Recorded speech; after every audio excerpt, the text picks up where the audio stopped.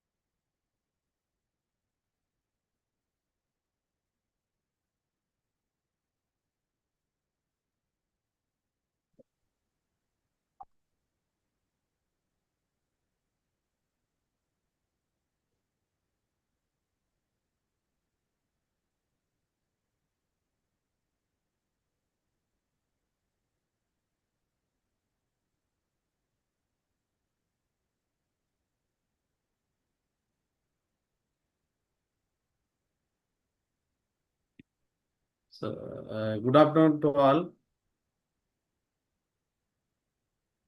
Dr. Binu sir, can we start?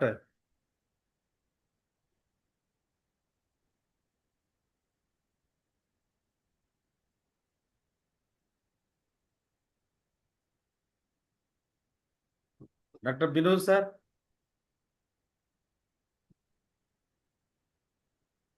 can you hear me? Yes, sir. Can we start, sir? Start the session today now?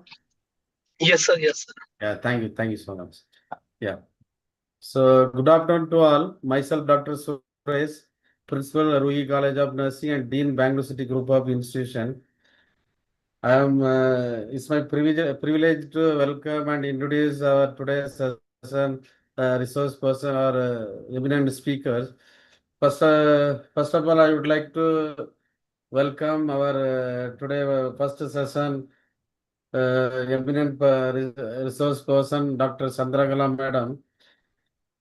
So just before that, I just want to introduce about her before starting the session. Madam, she has completed her BSc Nursing and MSc Nursing in Tamil Nadu. BSc Nursing she has completed in 1989 at Sri Ramakrishna Institute of Paramedical Sciences, Coimbatore. And MSc Nursing she has completed in 1997. And additionally, she was the first class and gold medalist in her MSc Nursing. She completed her MS Nursing in Sacred Heart College of Nursing, Madurai, and Madam completed her PhD Nursing in Rani Mayammal College of Nursing, Annamalai Nagar, that is in Tamil Nadu, in 2015. Next, Madam, like work experience now, currently Madam is working as assistant professor from 2019 to till date in Princess in Europe in Abdul Rahman University College of Nursing. It is in Saudi Arabia. Previous experience, Madam worked as a principal in till 2018, Velammal School and College of Nursing in Madurai, Tamil Nadu. So before that, in 2005 to 2016, Madam worked as a vice principal in Sacred Heart College of Nursing in Tamil Nadu, Madurai. Then Madam worked as a professor in Mada College of Nursing during 2005. And next, Madam worked in Sacred Heart College of Nursing in 2097 to 2005. She worked as a like associate professor as a professor category. So she promoted as a vice principal in Sacred Heart College of Nursing, Ultra. And Madam, before that, Madam has a clinical experience also. Madam has a wonderful 2 years experience in Meenakshi Mission Hospital and Research Center in Tamil Nadu. So, Madam, this is a Madam professional and experience background.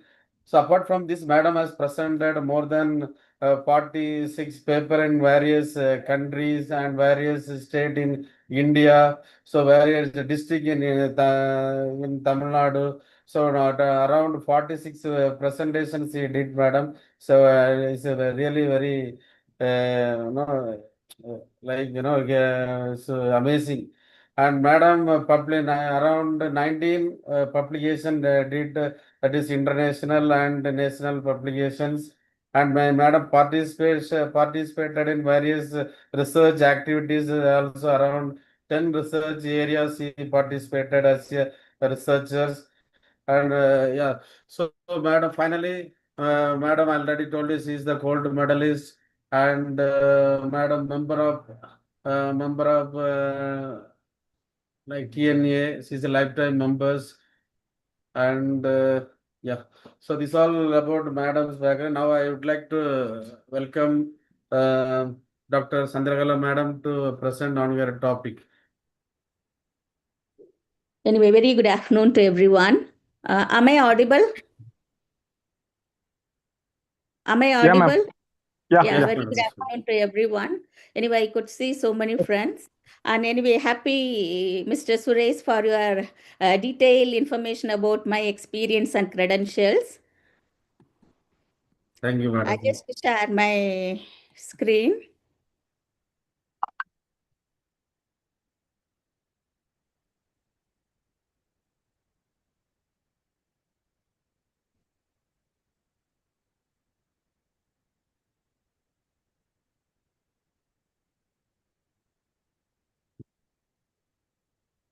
Can you see this one? It's okay.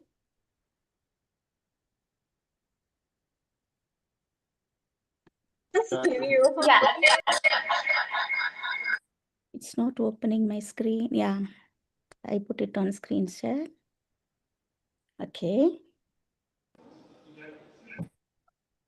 Okay, so thank you for the wonderful introduction. And anyway, welcome the audience once again for the session, today's session. And anyway, as Suresh said, I'm now at present I'm working in Princess Noor Open University as a assistant professor in College of Nursing. And this is our university. And our university is exclusively for the female. And anyway, we are the trendsetter. From this year, last year onwards, we started admitting a male student also.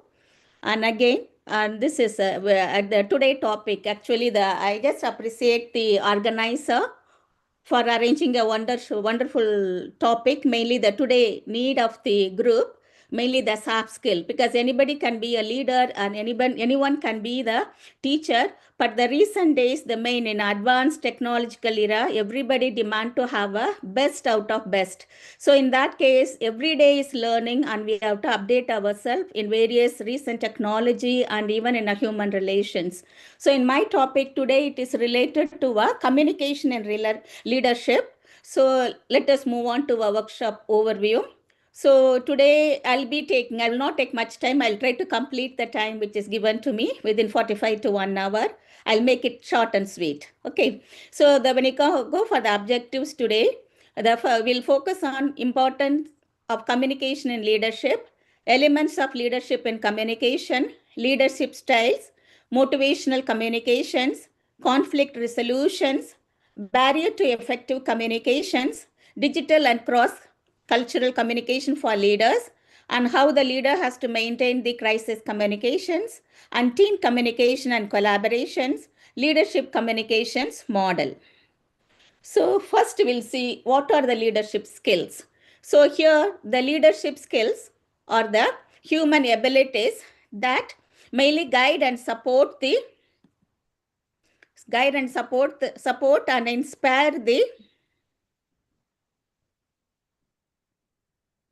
and inspire the others while still achieving the desired result. So the behavior leadership skills, how the leader communicate mainly under pressure, that is during a crisis time, who navigate and ambiguity. Ambiguity is a change of confusions, and listens with the empathy and makes decisions that ripple positively across the team.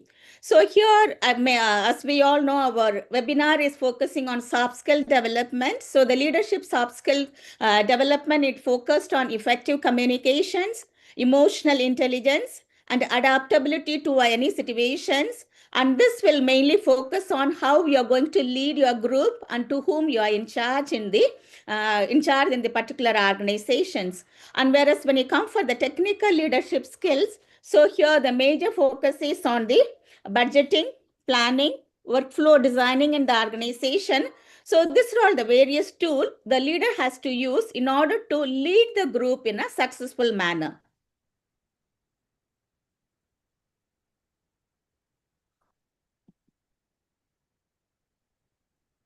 So the importance of communication in leader, as we all know, the communication from birth till our last breath, we are communicating to a society in terms of verbal and non-verbal manners. Even sometimes your silence speaks. It communicates to the people. So here, when it comes for the importance of communication in leadership, the communication defines leadership effectively. So the communication is the basic skill which doesn't have a language, but it translates the effective work culture and work system to the other staff members. So at the same time, the effective communication help the leader to build a trust between the work employee and help to align the objectives and the goal of the organization, and it helps to motivate the people. At the same time, it helps to enable clear vision and team engagement. And it is essential for change management in the particular organization as per the trends existing in the current society. The major one is it helps to manage the effective conflict resolution also. So when it comes for the importance of communication in leadership, how it is useful, mainly it enhances the employment engagement, it aligns the employees with organizational goals, and it fosters the trust and transparency among the working areas. At the same time, it helps to increase the collaborations and improve the quality of leadership among the organization. So these are all the importance why the leader must have a effective communication skills. And this slides focus on elements of leadership and communications. Are you comfortable? Am I making clear to you?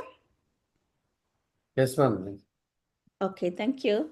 So here the elements of leadership and communications. So when you see this picture, it has 5 important components. And the first one is empathy. Second one is active listening.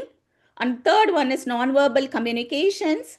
That is what the leader is maintaining. At the same time, he has to observe what the people who are sitting opposite, it may be a large group or individual, he must to read the nonverbal communication cues in terms of body mechanism, which is body mechanics, or in terms of position, or even in the body sign, the leader who's able to read the mind of others. Another one is persuasion, so he could able to influence and lead the group effectively. Another last one is proper giving a feedback. So the feedback will help the leader, employee at what level and how to proceed it, and it is very much useful to the even to the faculty to decide about their, like I can say it's like appraisals. They can think at what level what to be improved and what not to be done. So these are all the 5 components, elements of leadership communications. We'll discuss in detail. So empathy in communication is the first component. So here the self-awareness is important for the leader. So that means the leader must understand one's emotions about, so he must know what is his emotional quotient and emotional level. And the other one is self-regulations, managing emotion effectively as per the situation, it is essential. And the empathy, I think you would not have forgotten this hand. Any information? Which time this hand was famous and it touched globally everybody had? Can you tell me? The gloved hand filled with water, it is tied with the hands of the people. Can you tell which time it has happened? It went on viral in the, I think, in the social media. Gloved hand, it has become most famous one. It was done by nurses. Can anyone tell?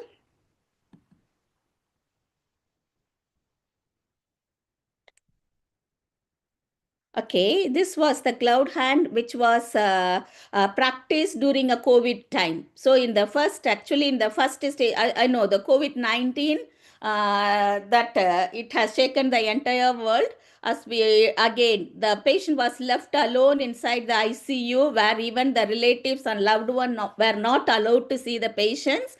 And even the nurses and the paramedical people and the healthcare provider cannot be present inside the rooms for 24 hours. So in that case, what they did, the nurses, what they did, they took the gloves and they filled with the water and they tied with the patient hand, giving this empathetic feeling that someone is holding their hand.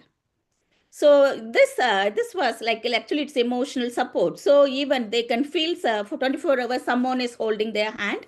So that emotional support was provided. That was the picture. It's went on viral. And if I'm not wrong, in the 2020, from 2021, 2020 COVID time, it was the biggest supportive hand which touched everyone heart globally.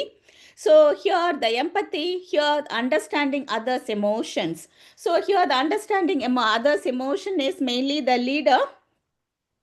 Mainly the leader could able to understand the ability and understand the mainly the feelings and even the perspective as well as the challenges of their team members, and she could able to think the sensitivity aspect of from the perspective of their leader and even of course the students. So without judgment, the leader could put their own legs in the shoes of the others, and she could able to understand the emotions of their own employee. It doesn't mean that the leader has to compromise in his accountability and this one, but at the same time she is very sensitive about her achieving the goal and outcome aspect. At the same time she is understanding the difficulty of their employees and their own students in the perspective of their own situations. Based on that, she will have a supportive concern and communications, and the needs can be met. So that is the empathy character which should be exist on the leader whenever she is communicating or leading their employee or the faculties or their team. So why this empathetic leadership is important in the current scenario? Because nowadays nobody is coming to the work because of the job and salary. They want the supportive environment. They want the concern and supportive environment, of course, the safety culture, and even of course the progress in their work. So that is the demand of the employee now whomsoever is entering to the office. So for that reason, the leader must have an important empathetic concern, and of course he could able to provide a safety culture and environment to her employee. So when the leader is empathy, it helps to foster the good relationship with the team members. At the same time, it promotes the teamwork appropriately in order to achieve the outcome in a prompt and scheduled time. It supports the healthy work-life balance between the among the employees. So indirectly, it helps to avoid the burnout and even the work-related stress among the team members. And it boosts the retention rates, because when the employee is happy, nobody will leave the job. So they'll be staying in the particular institution for years together. So nobody will leave the institution only because of the salary. And if they feel safe, and if they are safety, and if they feel prestigious, or if they feel recognized in the particular institution, they will retain, they will stay in the particular organization for years together. And these are all the function or useful for having a empathy character among the leader. And the second component is active listening. So the more than communication, more than talking, the listening is the important components of the mainly the important components of the any communications, because majority time our focus should be the listening in order to give a meaningful answer to the person to whom you are talking.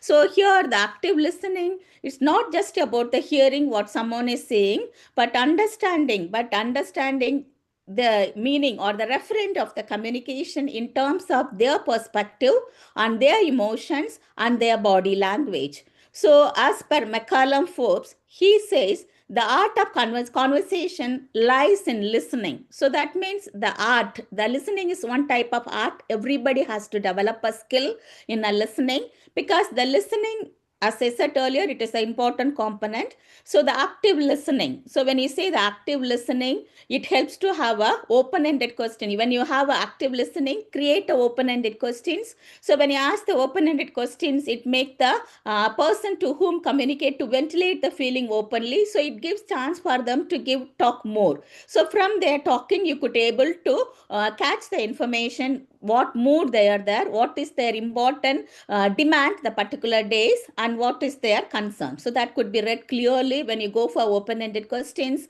by active listenings, when you clarify.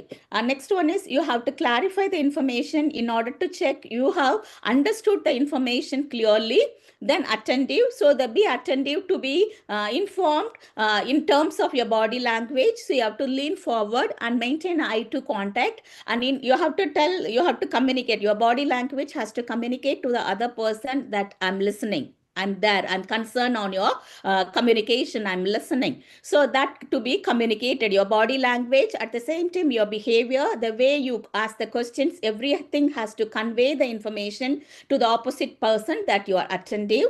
Then you have to summarize. So once the person is expressed their feeling, you have to summarize the concept from their communication, what they wanted to receive or what they communicated to you. And the next one is paraphrase. So in the paraphrase, the leader will arrange, or he will use their simple, in her own language, she will arrange and simple meaning, and you will tell that this is what you asked. Is it correct? Like that you will ask the particular persons. And the next one is reflect the feelings. So in the reflect the feelings, you will say,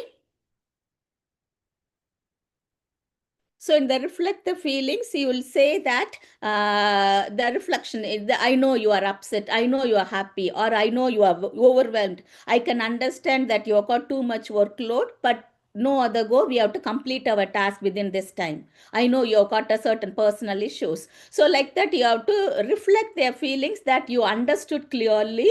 So that's a major one. And that's empathy, as we said. And be attuned to our feelings, and ask probing questions in order to bring out, or in order to further questions, probing question, what they wanted to wanted to ask. So this gives the major clarifications. When you look at this picture, as we all know, 6 and 9.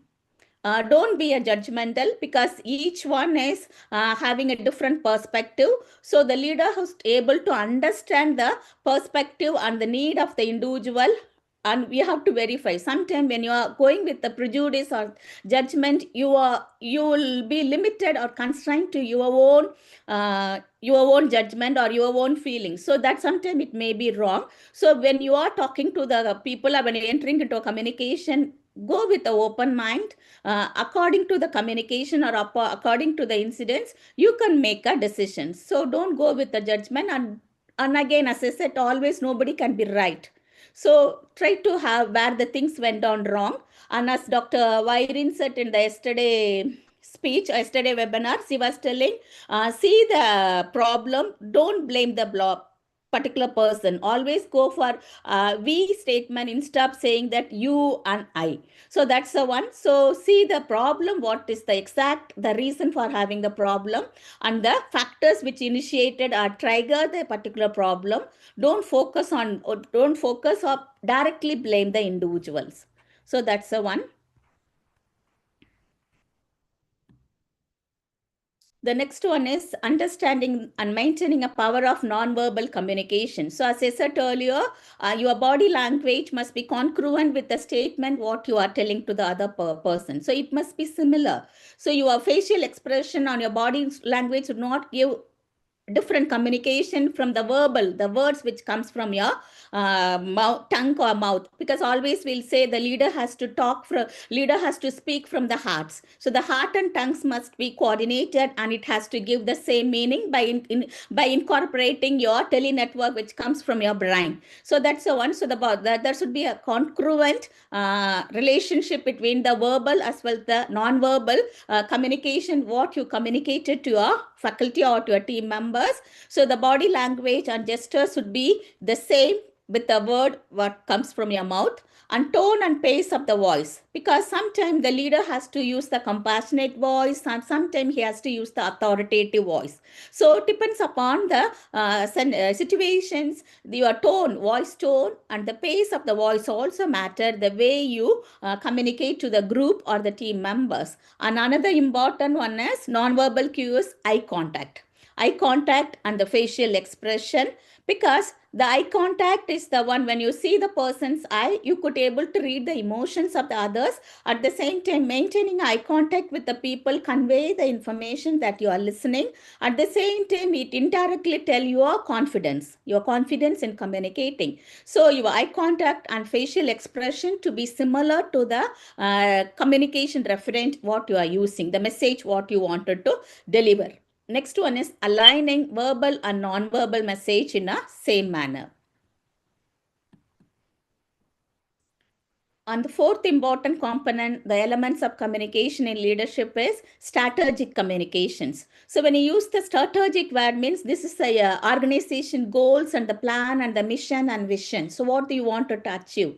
So here the leader has to align the communication with the organizational goals. So in the organization goals in the nursing college may be the providing a quality education to the students in order to make them to go out as a good nurse practitioner and good nurse educationist and researcher to meet the global needs. So that should be your mission and the vision. Of course, technically competent. This is a new one. And again, providing culturally congruent care as per whichever area they are going to work, because as we all know, the nurse is the person by the time when she get 1 year, her boundaries are unlimited, no boundaries for her. He can see or he can move any part of the world. So you must know, depends upon the area, the organization where you're going to be affiliated, you could be able to provide a culturally meaningful communications and all the things. So for that reason, you have to prepare as per the trend and the recent changes which is existing in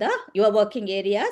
Another one is tailor the message for the audience and the context. So that means the team, the leader has to tell what they wanted to achieve and what is the goal and the vision and mission and how they can incorporate this skill in order to meet the output of the particular target or to the work.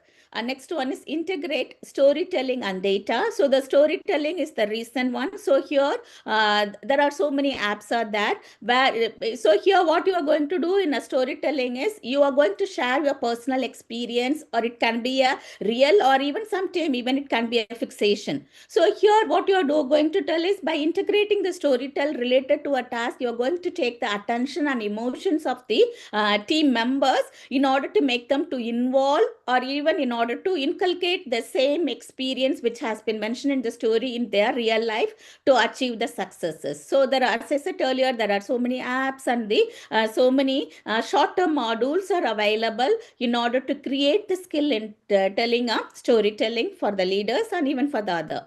So this helps to monitor and to adjust the communication plan. Next one is for providing feedback, because people will be doing the work, but each sometime they'll have uncertainty. They will have a feeling whether they are moving in a proper direction, or whether anything to be modified, or whether anything to be updated. So they will be confused. So in that case, the leader has to give a effective feedback related to the task which has been completed, or which to be yet to be completed, or which direction. So periodically they have to do a appraisal or evaluations, how much they effectively achieve the task. Based on that, they have to give a correction. So the feedback, initially it can be in a positive motivational feedback, and of course when the things are done in a negative manner, the leader has to tell what is wrong, and even penalty or what can be modified in a proper manner. They have to tell in a polite as well as per the person individual style and their response. She has to give a feedback. So when you're giving a feedback, and it should be like a specific, when you're giving a feedback, this is what I expected, I hope you will do it in the next meeting properly, like a specific one, and you'll say the objective. So initially, whenever you give a task, you will say this are all the 1, 2, 3, 4 like objectives. Like example, in the first year, we have got a 40 students. Among 40, 30 are achieved their score in a satisfactory manner, whereas the 10 students, their score in the midterm is not sufficient, or it is not happiest one. So I'll expect the class teacher to conduct a remake test or special attention to the students and see to that the score is improved, and we'll fix it within a week. So the next week, when the same class leader is coming, the leader has to check whether it has been achieved or not. The end result, what has been decided in the first meeting is achieved or not. If not, what is the reason, where the barrier, where the lacuna went on, and how it should be modified. At the same time, he must be very stubborn in her one. I know you are not done. I expect you to complete within 1 or 2 days. So he can fix the time and task completion one, and he has to check whether the end result has been achieved or not. This is a simple one. Even it can be your accreditation work, or even it can be a meeting one, even it can be a research work, whatever it may be. So that should be done. So it should be done in every timely, regular interval is necessary in order to achieve the task in a successful manner or as it is expected or planned. Focus on behavior, not on the personality. So again, as I said earlier, each individual is unique. Even our 5 fingers is not similar. So each one will have a different personality. We don't have a right to judge or mention their personality characteristics. For them, it is good. So according to the perspective, but in their view, they may have a certain personal one or whatever it may be. We don't have a right to judge other people. So focus on the behavior things of the task which has been went on, like a delay in submitting, frequent absenteeism, not reporting the task in a proper time. So mention the event and the behavior, not personality characteristics. And use the SBI model. So the SBI model stands for situations, behavior, and impact. So the situation, like they're saying that for the next week, we are having a inspection. We can say this INC inspection. So I have delegated the task to each staff. So like this task is for the faculty one. This is for the curriculum planning, and this is one like a meeting minutes, and this is for the inventory. So like that you are giving this, the situation is the INC model. And behavior, you'll say, I expect each faculty to complete the record and meeting minutes. It should be in my table in a proper time. The impact is, you can say, when you submit this one meeting minutes to me, I can submit. I know nowadays the INC task inspection is done in a online one. So you can say, if you are done it in this week or particular day, I can verify, because I need 2 or 3 days to verify the information as a dean or principal what I have received. So I wanted to go through this. Once it is correct, I can upload it in the link, so we can get ready for the inspector visit or whatever it may be. So you have to tell the situation and what behavior is expected from the team member, and what impact it had. If it is already completed, you can say what impact it has created, or what impact you are expecting in anticipating in a future day. So we'll call it as a SBA model. It's a simple model which can be used in the working areas. And encourage dialogue and the improvement. So when you give a feedback to the faculty, you make the team members also to express their feeling, why they could not complete the task in a given time. What made them to delay? Is there any resources is not available? Do they have any difficulty in retrieving the informations? Do they are facing any conflict between the team members? So, or any economical crisis or anything. So personal hindrance. So you have to identify, make them to express, make it as an open dialogue. So this dialogue will, even it can be a eye opener for the leader, what is happening in the working environment, which he or she would not hear or aware. So give them to chance to express their situations. So based on the demand or based on the request of the people, you can do an improvement in the particular work or completing the task. So when you come for this is I know everybody knows who's Bill Gates. I need not to give information about him. So as per Bill Gates information, he says we all need people who will give us feedback. That is how we improve. So each business one, so they are doing a survey. Even if the company who is manufacturing the toothbrush, they are reading the people mind in order to improve their marketing, to make creating additional changes, what color they like a big data. They will collect the information in order to modify their business sector or in their profit. So the feedback of their societies and the feedback of employers is essential. It may be a small scale or large scale, or even it can be a small organization. Everywhere the human need, expectation and the feedback to be answered depends upon the task what they completed. So this will make them to have a proper refinement, and even it give the satisfaction that they have achieved something. So that's the one. So when you're doing this effective feedback, always remember that your feedback should be on in terms of mainly you have to give a timely feedback. So you have to give the feedback to be given. The first one will start from the goal. So you have to say what was your objectives and the goal, how much it has been fulfilled.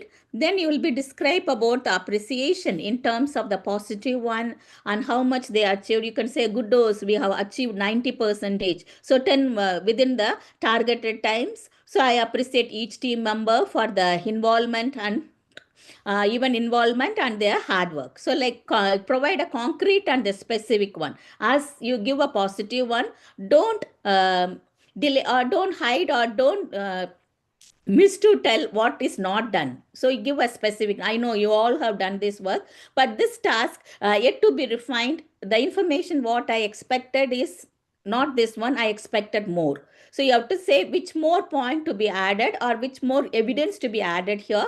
So you have to give a concrete as well as the specific one. At the same time, you can give a constructive motivation to the people. And you can say withhold. No, actually, I'll say it's a no withholding one. So here you'll say this, what can be done or what not, which can be delayed here, that can be done. And another important one here is you can make that ownership. So here again, as I said earlier, nowadays everybody want to have a team as a they wanted to identify the team instead of telling the mistakes done by this person by name, another one. So make it as a ownership, and you can say even the things are going wrong, don't blame the team. You can say that we have done this one. Of course, the failure is the learning one. It has this is the problem we identify. In future, we can rectify it. Instead of blaming, just you have done, because of that we have lost. Instead, anyway, it's a learning one. We can do it, but at the same time, you need what to be done in a proper manner. Ownership, and the next one is timing. So here, the refine with the work to be continued, you have to fix the time for the second, and the timing periodically. Any task, it should be rechecked periodically, the frequent meeting to be conducted in order to check the progress of the work which has been done. So even to do a modification then and there. So for that is reason, the feedback to be done timely, instead of giving feedback at the end when the things are went on wrong, or when the work is done in a successful manner. In between, every week when you guide them, it will make them to have a refinement in their work. And this slides focus on the different types of leadership style, because as I said earlier, each one is different, and there is no like a strict rule or like a rule of thumb, the leader should be like this. Each one is different. So the first one is autocratic leader. So here always the leader will have a clear visions, and he will have a description of one, and he will make the group to engage properly. So sometime when the autocratic one, even it can create an impact of low moral, but this autocratic leadership is a very good style which can be applicable when there is a crisis, when there is an emergency or crisis situations in the particular organizations. Next one is mainly democratic leadership. So in a democratic leadership, the leader consult with the team, and even the leader will consider the values, another one. So the important one is it fosters the ownership. At the same time, it can be adopted in the situation. It is ideal for the mainly for the building construction in the particular situation of the situation for the long-term vision. Another one is mainly it is a this one is applicable for the laissez-faire. So laissez-faire leadership, mainly the leader gives minimal guidance, and she will not make adequate feedback, and the team will decide what can be done. So the impact it may create a confusions among the team member because of the minimal guidance what they receive.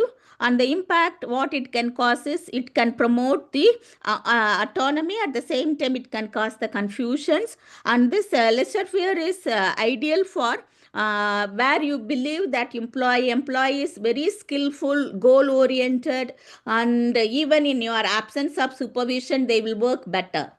So when you have 100% trust, in that case, the leader can go for the laissez-faire, where they have got 100% trust on team member that they will do the work perfectly. Depends upon the task. They have got a specialized skill for the task what they have been assigned. And the next one is mainly the transformational leadership. So here the leader will inspire through the shared visions of the organization and foster the growth among the employee. So the impact, what can cause the transformational leadership style is it can create the loyalty among the employee, and even it can encourage the development skill among the particular organization employee. At the same time, it can be adopted in a effective change or the goal driven content in the organizations. And the fifth one is transactional leadership. So here the leader will have a set goal and clear visions, mainly by having a rewards or the punishment. So they will say, if you are not completing this task within a week, I will make you to work extra, and your extra work will not be paid, because I expect you to complete this task within 24 hours. If it is not done, you will be work like a penalty. And it can say, if you are doing extra work, or if you are doing this task in a planned manner, you will be given a reward in terms of like a gift, or even in terms of extra off, or even in terms of extra salary and promotions. So here the description can be with the set the goal, each member will move towards the goal, and they'll be attracted to the rewards what they will be going to receive. So it will create it will make them to achieve the result in a proper time. And this style can be adopted mainly where the accountability and the balance with the creativity and encouragement is maintained in the particular task in the working area. Next one is situational leadership. So in the situational leadership, it adapts the team to readiness for the particular task. Like you may have a particular task which is supposed to be completed into a particular situations. For that, in that case, the leader can follow the situational leadership style. And the impact is, it is flexible, and the adaptation is it assesses the team, mainly the readiness, and even it helps to adjust the support accordingly, depends upon the work done by the particular team members. Last one is a servant leadership. So in the servant leadership, mainly here the leader will give a priorities, and even the team needs, they will give a priorities and need of the team in order to have a ownership. At the same time, it fostered the growth like a servant leadership. The impact is it make them to have a trust relationship between the team and the leader. It fostered the support, and this servant leadership can be applicable to foster the positive culture, and it helps them to empower the team members. So these are all the different leadership. As I said earlier, different style can be followed, adopted by the leader in a different situation, and the leader need not to have a one style. He can adopt a different style among this one according to the situations what they are encountering.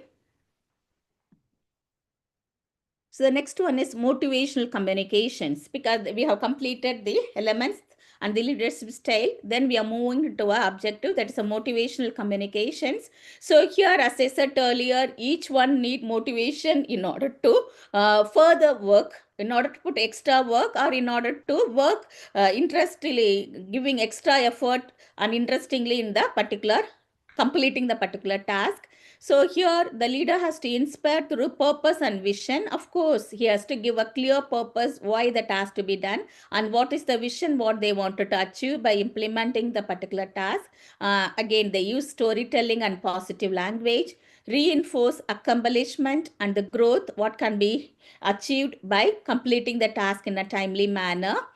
Maintain transparency and the honesty. So when the things are done based on the result and the work, he has to maintain the transparency of the work has been done. At the same time, you have to consider the respect of the rights and the respect of the each respect as well as the morality of the each employee in a honest manner. And another one is communication during a conflict resolutions. And again, as per the research, 30% of the time is spent on managing the conflict resolution or managing the conflict among the faculty by the leader. So in that case, the leader has to have a conflict management skill.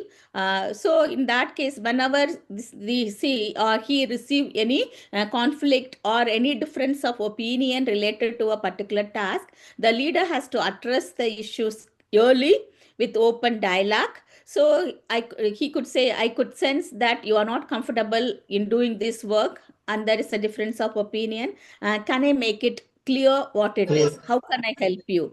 So like that, the leader has to address the issues early and in open dialogue and stay neutral and objectives. So when you are clarifying the problem between the faculty, always stay neutral and you must be clear and objective to the statement or objective to the problem, what is happening. So don't be a partial, because the partiality in the leader, that's a way most dangerous one. So anytime it can be backfire on him, so that him or he see. So for that reason, always be neutral when you are encountered to resolve the conflict situation. So be objective also. As of course, as always, use the I statement, not blame the people who are sitting opposite, like you have done like this, you have spoke like this, you did like this. Don't blame them.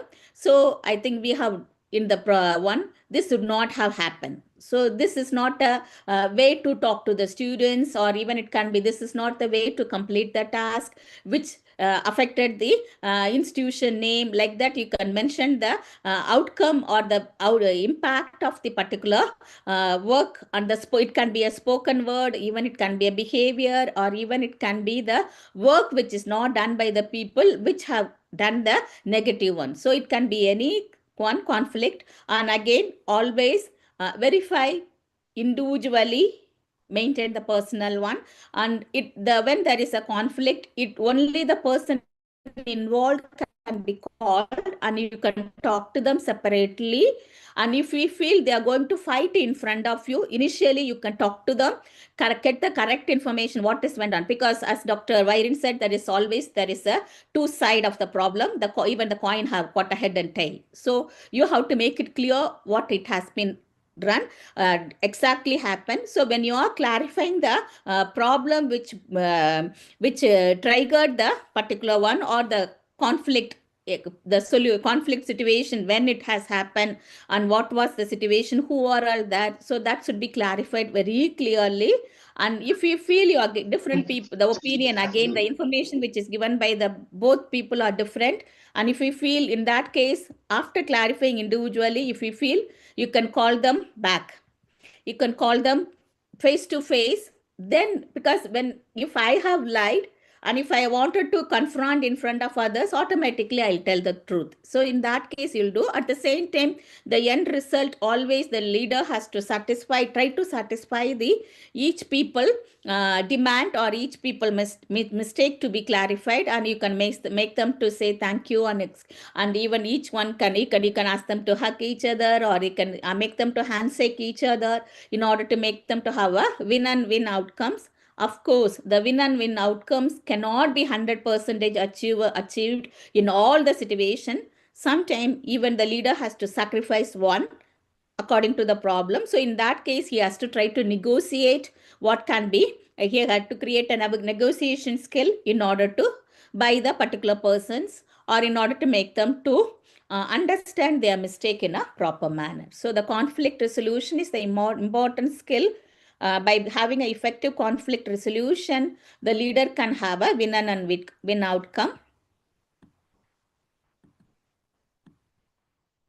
So the next one is barrier as well as the overcome the communication barrier.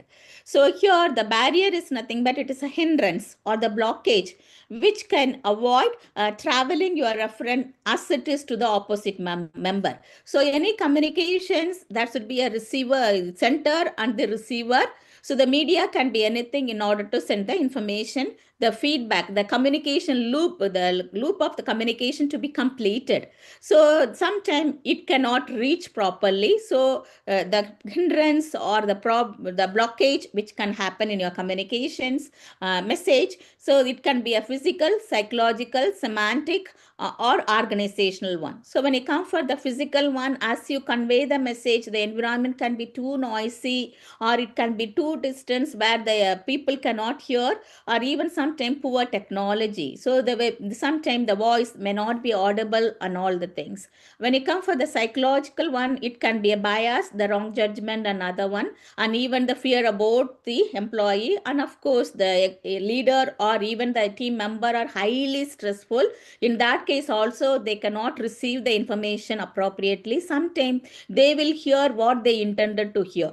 So that's the one, they're stressful. So they will have a selective hearing also. So the psychological barrier. Next one is semantic. So in that case, you have to consider the cultural one. If you use the jargon, the local language, or which is not commonly used, which can have a different meaning. So in that case, the people can understand differently.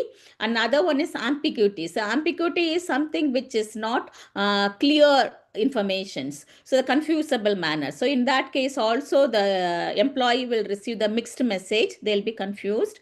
And when you come for the organizational barrier, the hierarchical gaps. So when there is a proper organizational chart, the communication one, that will also, they'll be confused to whom to inform, to whom to contact, and to whom to get a clarification and the further informations. So this will make them to have a unclear this barrier, the having clear message, the can be reduced by having open communication, by making them appropriate feedback, open back to them with any judgment about any punishment or any. In that case, that make them to have a reduction of stress. Next one is the semantic can be reduced by having a inclusively empathy situations, and the organizational barrier can be reduced by having a clear or leveraging the appropriate communication channels in the organization. You can tell them if you have any clarification or anything, this are all the, he is the person who will be communicating, he will be the person who will be giving a clarifications. So because the staff must know the hierarchical order, they cannot bypass, including the student. So if the student have got any problem in the one, first he has to approach the class leader, then HOD, then need to be go to a principal or other management. The student cannot directly to the management, they must know to the communication channel. So that's the one. So overcoming it should be that. Same thing is applicable for the faculty also. And again, nowadays we are in the artificial intelligence role. That is, we are in the digital. We are living in a digital era where the leader has to use, leader must have a technically competent one, and he Other must words. use he has to use the recent technical one advancement I should be have to done. ask next. Okay, that's the one. So here the digital अभी आया communication. Ma'am आप अभी जा रहे हैं Okay. जाएंगे Shall I continue or any clarification? Okay, so the digital communication. So here the leader must have a skillful, at the same time, he must have a effective use of digital fluency, emotional intelligence, agility. Agility is nothing but like completing the task in a short time by having a frequent feedback, and mainly it is applied in the situational one where you have got a design thinking and all the things, and transparency in working. So in that case, there are different, mainly even the nowadays the stakeholders, they expecting the they don't want the staff to complete the task, they want to recruit the person who can able to do a multitask, like teaching as well as leading the group, and even to maintaining effective communications, as well as the communication in terms of verbal as well as in terms of technical use and all the things. So here, so the team leader has to use the various electronic as well as the digital one. Again, of course, in the main focus, like even we are following a hybrid communication, because the hybrid style of teaching has been the teacher were mastered, and even the students were mastered in attending a hybrid, like a online lecture, especially COVID. So the positive aspect of COVID scenario is like making the students to attend the online, and again many people would have demanded from your parents to get a high-tech mobile and all the things. So that's the one hybrid one. So the hybrid communications, and of course now I'm in a different part, and you are at the end to receive my webinar. So this hybrid communications, and by using a different artificial one, nowadays the artificial intelligence have taken the majority role in terms of giving a big data information and even a blockchain and all the things. So the human connections, even you must know how to integrate your artificial intelligence in your data deriving as well as in the research work, and even in the statistical data, by having effective human connections. Of course, the artificial intelligence is the mission where the leader cannot compromise her human connection and the human touch. At the same time, the leader cannot escape not using the technological one. So in order to attract their customer as well as the stakeholders, he must develop how effectively this artificial intelligence has been used in the working areas. And like a leader has to communicate to the employee and even to the management in terms of various email. So when you are using the email, you must know how to use your professional, how the email can be written or designed in a professional manner. So that should be done professional manner. So email style to be learned, because nowadays even the email, when you are writing, previously we used to write the word and we used to check the spell check. Now you've got a Grammarly is there to check your spelling and your verb and wordings and everything. At the same time, we have got so many other app also, like we have got other app, like even we have got this, like of course ChatGPT, Gemini, and so many things are available. So it can be incorporated, and your mistake can be designed. And of course the video calls and instant messaging, because of course even the student, the parents, and the teacher, everybody wanted to have a 24/7 response feedback. So when they ask anything, they'll expect the principal or the teacher to answer within 2 minutes. So for that reason, nowadays we have got a WhatsApp messaging and WhatsApp grouping and all the things. So the instant messaging is made them to give a 24/7 information to the people in the team. Of course, in that case also you have to limit, because the teacher and the leader, he is also human. He has also got his own personal, like personal as well as the professional life. So he needs certain leisure time. So you have to, though you say 24 hours in 7 you are available, you must know when to contact, and in which all the situation the emergency calls can be attended. So that to be done. And next one is maintain professionalism on online. So when you have a webinar or when you have a meeting with a person, of course, though the meeting is not in a face-to-face, your electronic media, the communicate the way you are sitting, the way you are responding. So always the you dress up for the work, because of course you know what has happened during a COVID time. Many students, they were not in a different dress. There are a lot of noise which came from the background and all the things. So of course, when you have a professional meeting, maintain your dignity in terms of your body language, or even in terms of the background noise, what other people are going to hear. Next one is balance accessibility and boundaries. Of course, when we say this artificial intelligence and now so many technology, the confidentiality of your information is more important. So all the information cannot be shared with everyone. So there are certain documents which should be maintained a confidentiality, and even the personal information of your faculty to be handled in a respective manner, including your organizational informations, especially when you're, again, we can say it's a cyber security. So in that case, because nowadays a lot of cyber security attack is that, so you must know how to preserve the confidentiality of your data, what you're having your institutions.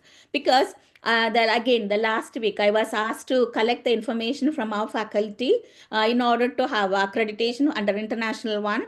And when I asked the date of birth, and even when I asked their national identity, many of them were not giving. I don't know what is happening. For me, for my perspective, date of birth is not a much one, telling the age is one.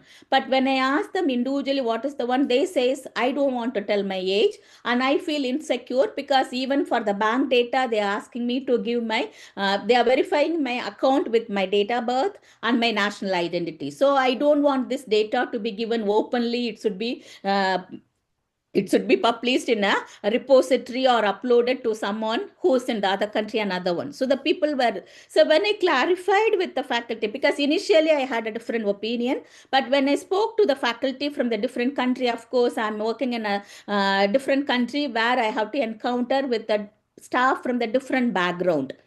From Saudi Arabia, Sudan, US, UK, Nigeria, and even from the Libya, Egypt, Iran, Filipino, and all the different countries. So in that case, I have to respect their rights. So what we have decided is we'll just delete the age, or if where we have to give a national ID, we just hide the informations. And of course, the performance appraisals, as part of that we have to give. So we thought we can hide the faculty members, and this is how. So sometimes you have to preserve the information and personal identity of your own faculty and team member.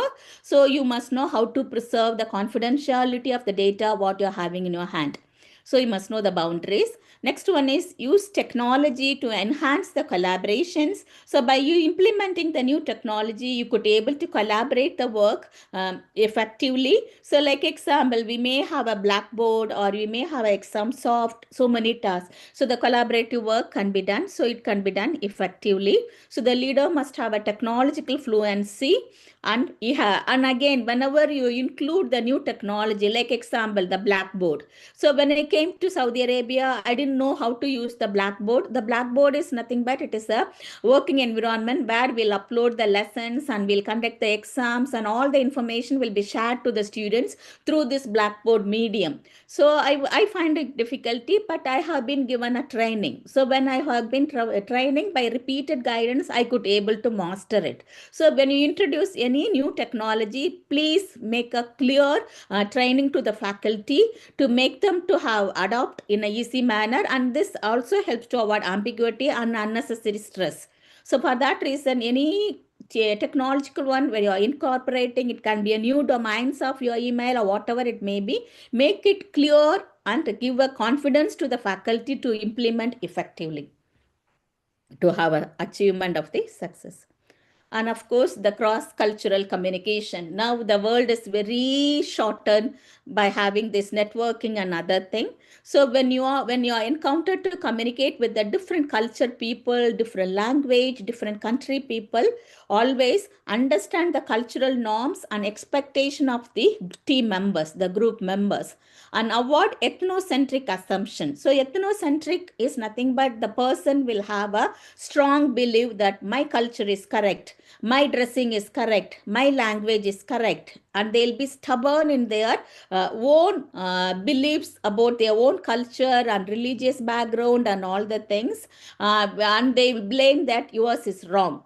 You should not behave. So that is called ethnocentric. Don't be ethnocentric in your working area. As I said earlier, each one have thought, they've got their own insight. So the insight and instinct is nothing but their own beliefs and their own cultural background, their own social one, what they have been inculcated from their childhood. So try to respect the culture and the behavior and the dressing pattern of the other culture people also. So we'll call it as a cross-cultural. Use inclusive language and respect diversity, because there is like an example when you're going to conduct a meeting where someone can understand only the Kannadam, someone can speak only Malayalam, someone can speak only Tamil, but all three language people can understand the common language as a English. So in that case, use only the English. Don't speak in Kannada or in the Malayalam. So other people may feel insecure or they cannot actively involve. And even when they cannot understand, they cannot give the suggestion.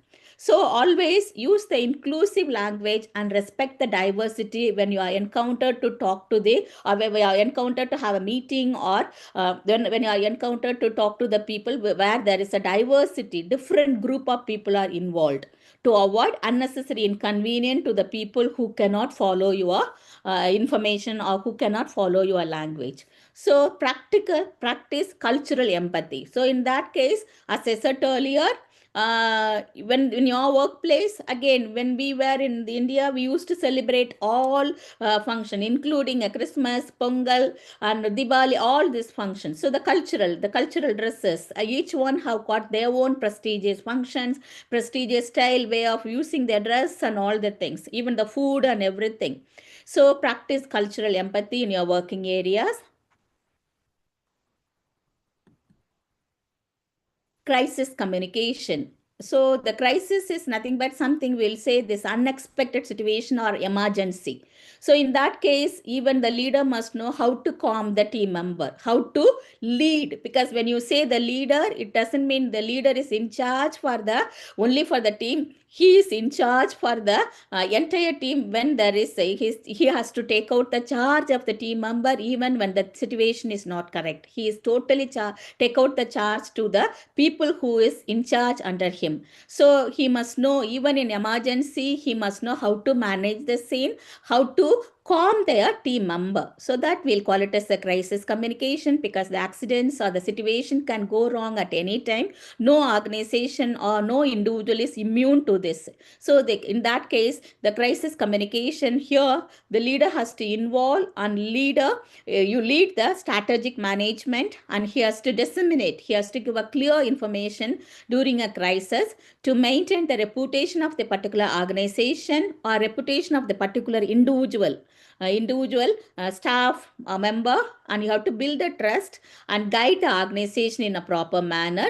So during a crisis situation, the leader has to communicate fact promptly and clearly, and show empathy and responsibility to the problem or to the particular individual, maintain transparency and consistency while they are doing the work, and lead with calm and confidence. So he could be able to face the problem with the calm, at the same time with the confidence, and he could be able to give us solutions. So that is the crisis communications. And the team communication and the collaboration, how they can maintain the team collaboration and the communication between the team.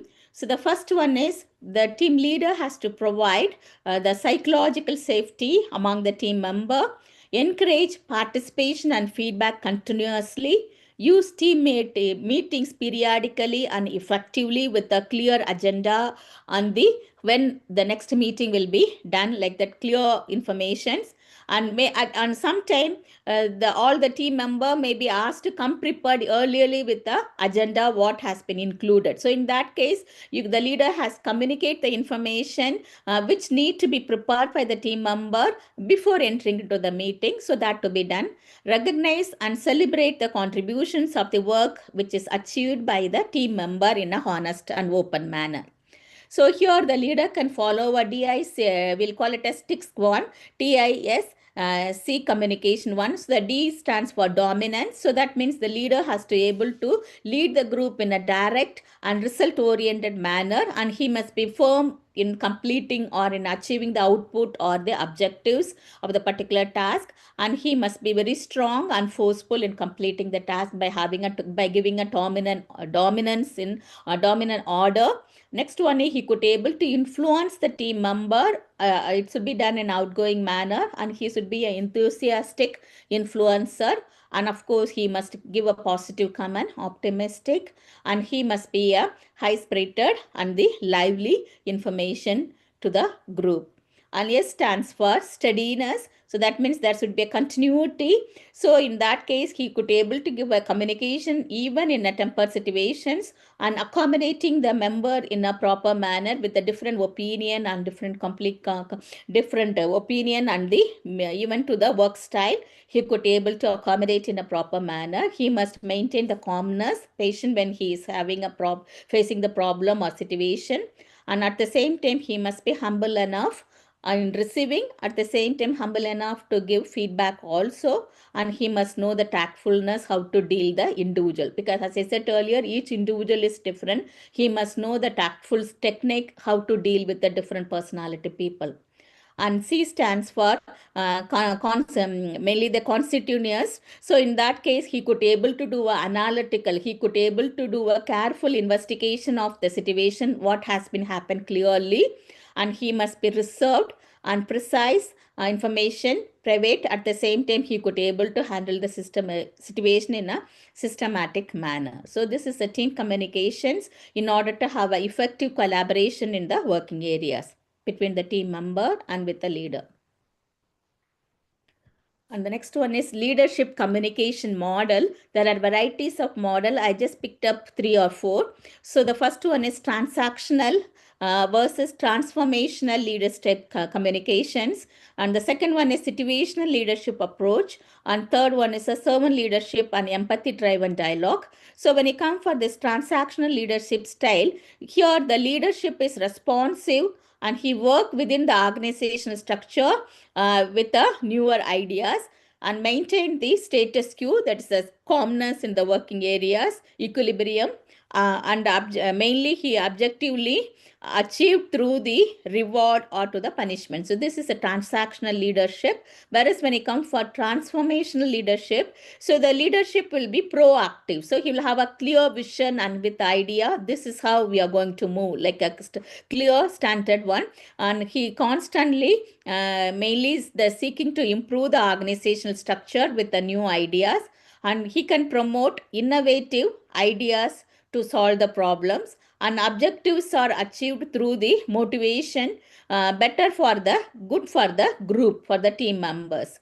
So this is the one. When it comes for the situational leadership, so this is created for by the Hersey Blanchard, and he says according to the particular situations, the leader will, to complete the task in a particular situation, the leader could be able to delegate the work clearly and maintain the supportive culture in the working areas, and he could be able to provide appropriate information as the task is done by providing a proper coaching. And the last one is the directing and achieve the end result.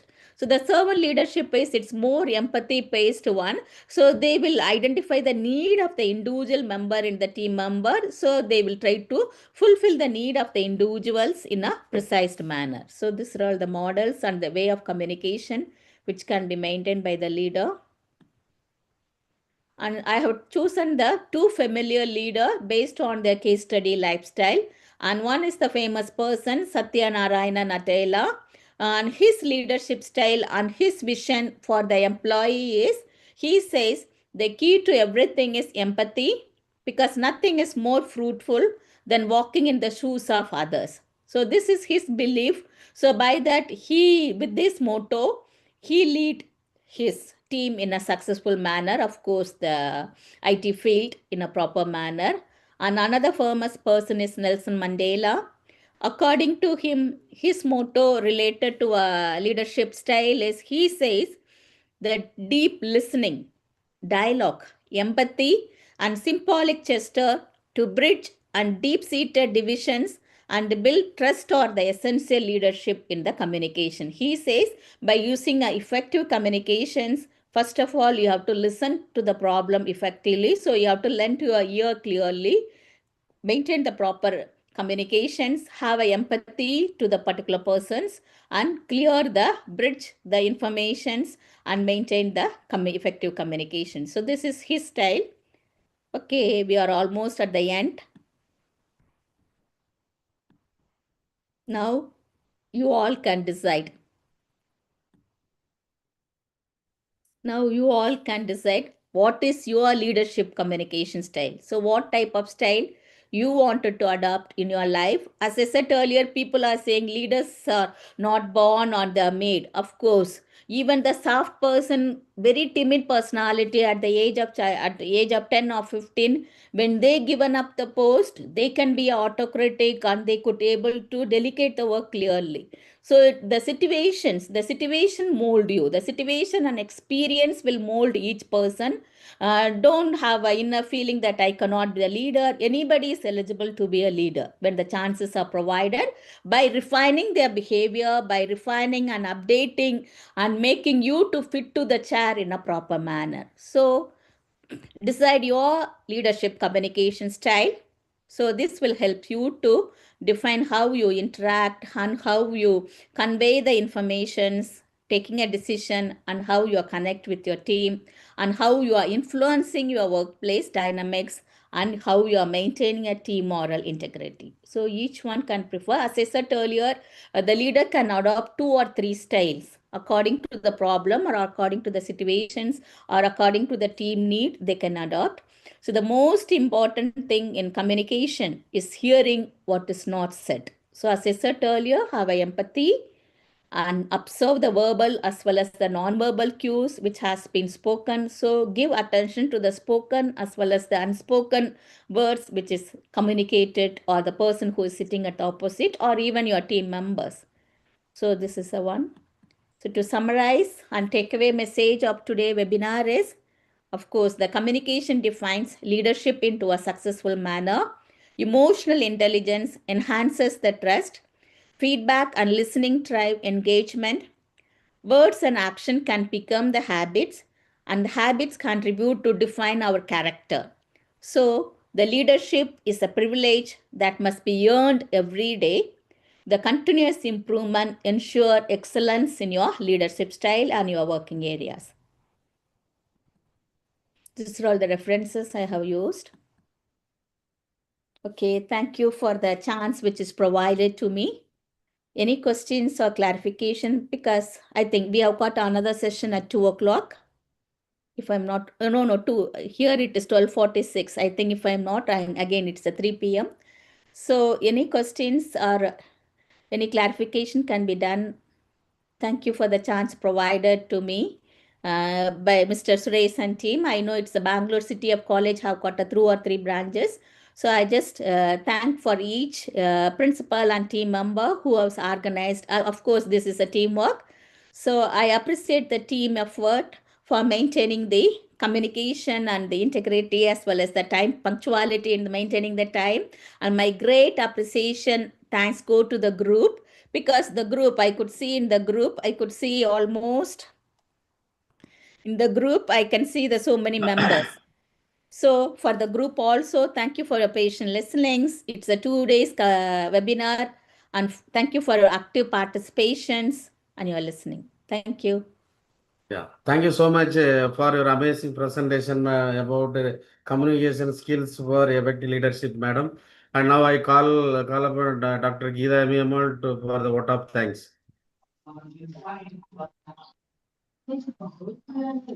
Good afternoon to everyone.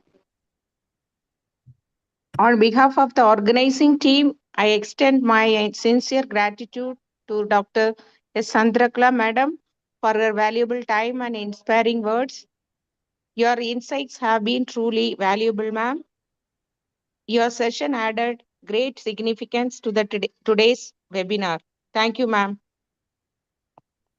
Thank And you, thank you Ms. so much. Dr. Thank you, madam. Geeta. And I'm very proud to introduce madam. We are Chandrara madam student, myself and Geeta Thank also you. in the same platform. Now we are in the educational program. We are very happy to say that. Yeah. Thank you. Thank you. Next, I welcome Dr. Sanjay M. Pirapur, sir. And before that, I introduce about Dr. Sanjay M. Pirapur shortly because time still we crossed. And his educational background, his schooling, he was from Gulbarga only. and his BSc Nursing from KHES College of Nursing, Gulbarga in 1999. MSc Nursing, he completed Medical Surgery Nursing from KLE Society Institute of Nursing, Belgavi in 2003. And his PhD in Nursing from KLE University, Belgavi in 2016. And regarding his work experience, he worked as a tutor and clinical instructor at KPN School of Nursing, Gulbarga from 1999 to 2001. And he worked as a lecturer at KLE Society of Institute of Nursing Science, Belagavi from 2003 to 2004. And next he promoted as a principal from to the principal at KLE Institute of Nursing Science, Gubli since 2004 to till date. Because of his promotion, mainly because of his skill and personality and dedication, sincerity, and we can say a lot of things. So he promoted from immediately as a principal. Still now he is proving himself a lot. And his academic background totally he has 23 years of teaching and administrative experience for diploma, UG, PG, and PhD in nursing programs. He has published around 40 research articles in including national and international journals, and he has guided more than 40 PG nursing students and 8 PhD nursing students.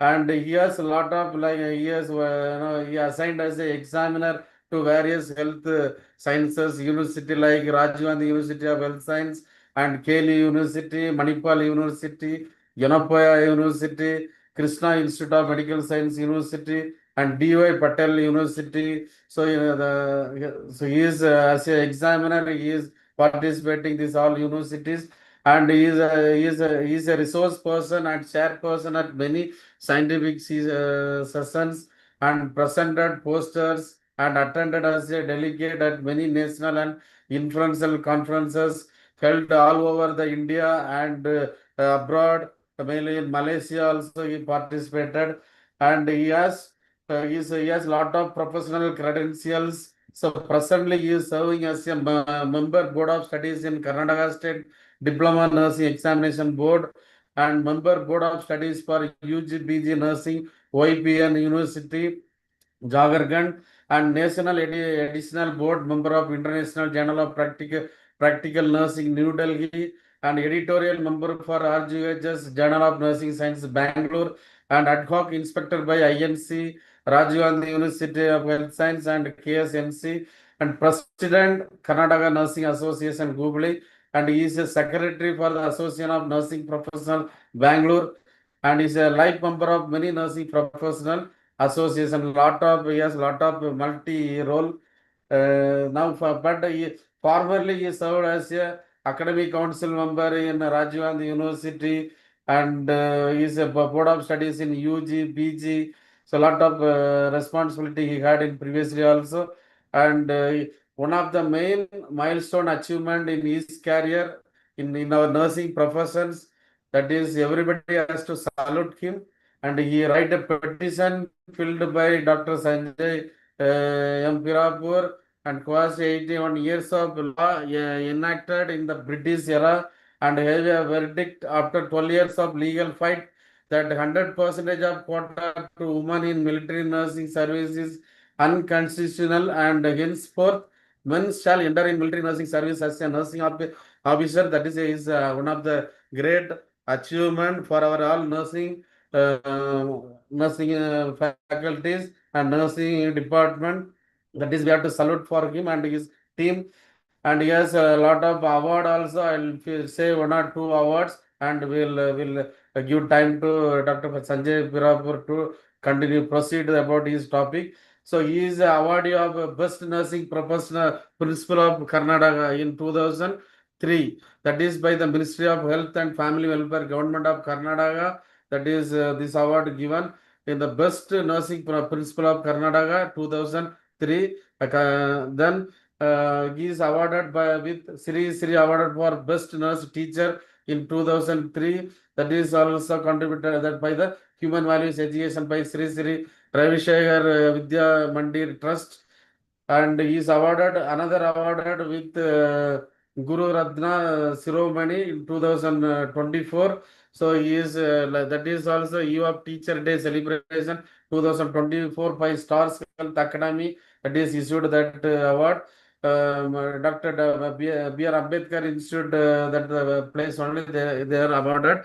Thank you so much for that. And now I welcome Dr. Sanjay Pirapur to talk about team leadership. Yeah, good afternoon, Dr. Suresh, for the brief introduction. And anyhow, the time allotted for me is 3 o'clock. But anyhow, I shall try to finish at the earliest. And first of all, I'm Great. grateful to Dr. Suresh for the Dean of the Rui College of Nursing, as well as the Bangalore Group of Institution for organizing this international webinar on empowering minds through the soft skills. So already since from yesterday to today, already 3 sessions has been completed. So now I shall be starting with my session. So just I'll be sharing my slides.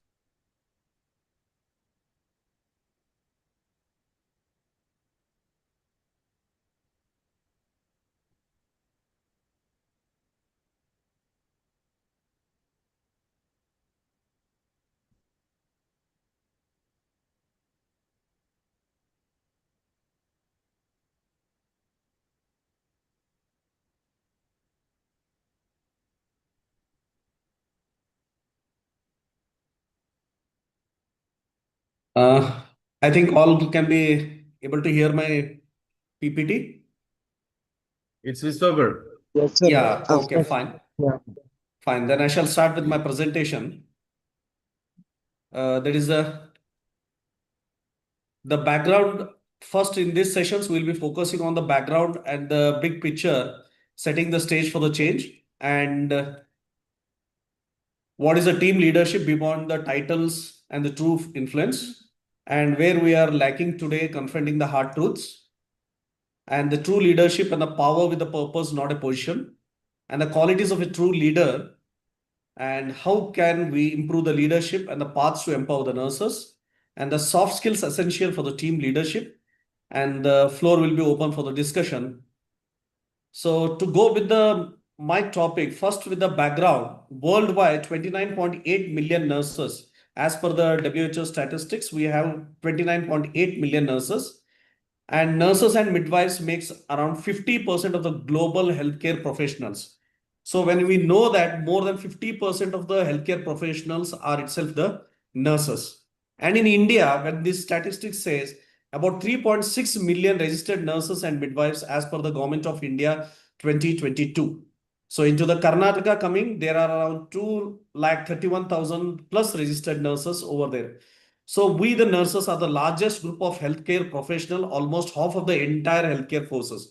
That is 50% are the nurses and 50% we find with the medical, dental, pharmacy, physiotherapy, allied health sciences. All these professionals together just contribute with the 50%. But the bigger scenario, what we see is here, are we the nurses involving as a 50% in the healthcare professionals? Are we involved in the policy making? But the answers is a very shocking to us, which states that no, we are not at all involved in major of the policy making decisions when it is related to the healthcare sector, especially when it is related to our own nursing services, nursing practice, and the nursing education. The best example for this, in the previous presenter, madam was saying that COVID-19 is one of the pandemic which has been affected to all over the world and especially into the India. There are more than 1.5 lakh nurses were involved in the execution of vaccine campaign, and they lack the voice and recognition authority in forming the vaccination policy. This is as per the recent studies itself in 2023.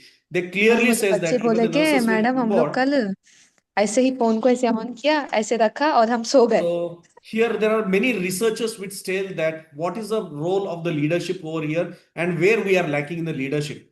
Although nurses and midwives are the half of the workforce, very few are represented senior into the healthcare leadership and policy makings. As per this is also as per WHO, and nurses often are underrepresented in policy development, working more in the implementer than into the developers.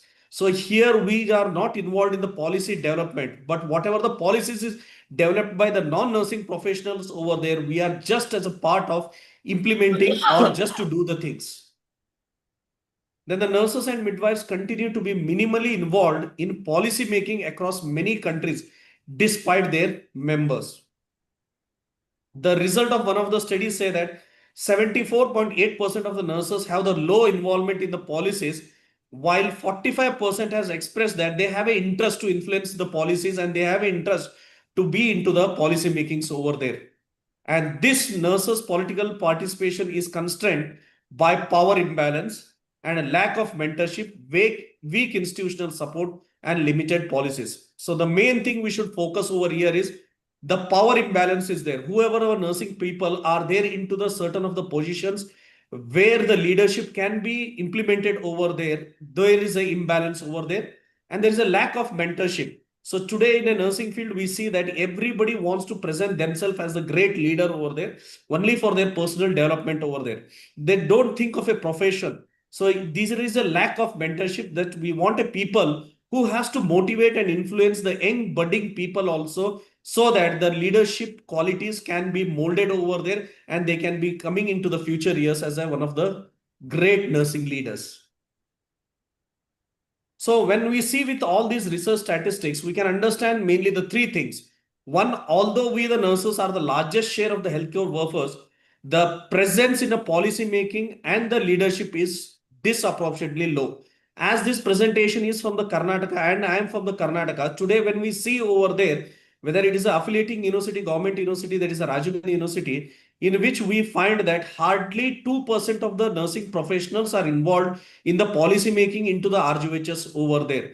Even though our nursing is more than 65% of the institutions belongs to only the nursing, 65% institution of a nursing, but 2% people are involved into the policy making. When it comes to the again the Karnataka State Diploma Nursing Examination Board, we have a medical professionals over there who are sitting over there and dealing with this case study. When it comes to the State Nursing Council over there, again we have other professionals over there who is the head of that Karnataka State Nursing Council.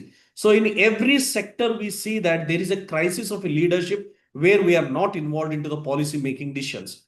And this mismatch between the number and the influence shows that there is a crisis of leadership. Whenever into these positions we are not there, it clearly indicates there is a crisis in leadership, and this is a main thing that we need to develop this leadership into the profession. And we believe that, and we should assure that now presently we nurses are workers and not the decision makers. So decision makers are the different professionals who give us the decisions, and we as a nurses, we just implement those things. So for all these things, what is a solution we should identify it? Because as a nursing professionals, we need more of the solutions than the challenges. So we have to develop an appropriate team leadership. So the team of a leaders is most important into the nursing profession.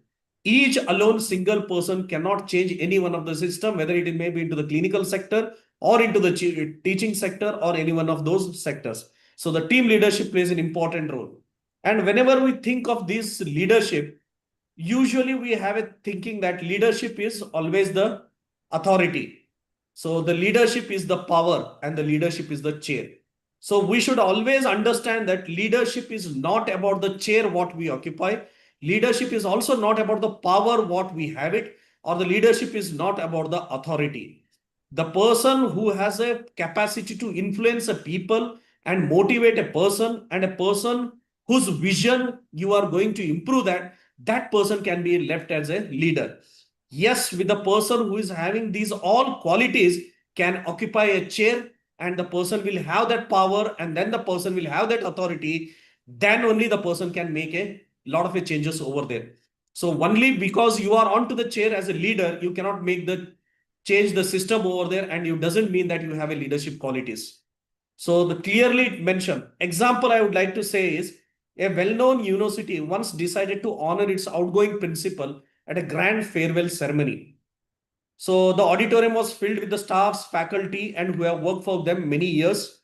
And during the program, the dean addressed to the gathering, pointing out towards the principal seated in front of the row and said, "Dear principals, you are the pillars of this university, and you have been a driving force behind your every achievement." So those many principals who have been called over their former principals, he said that you are the pillars of this biggest university and you have done a lot for the contribution of this university.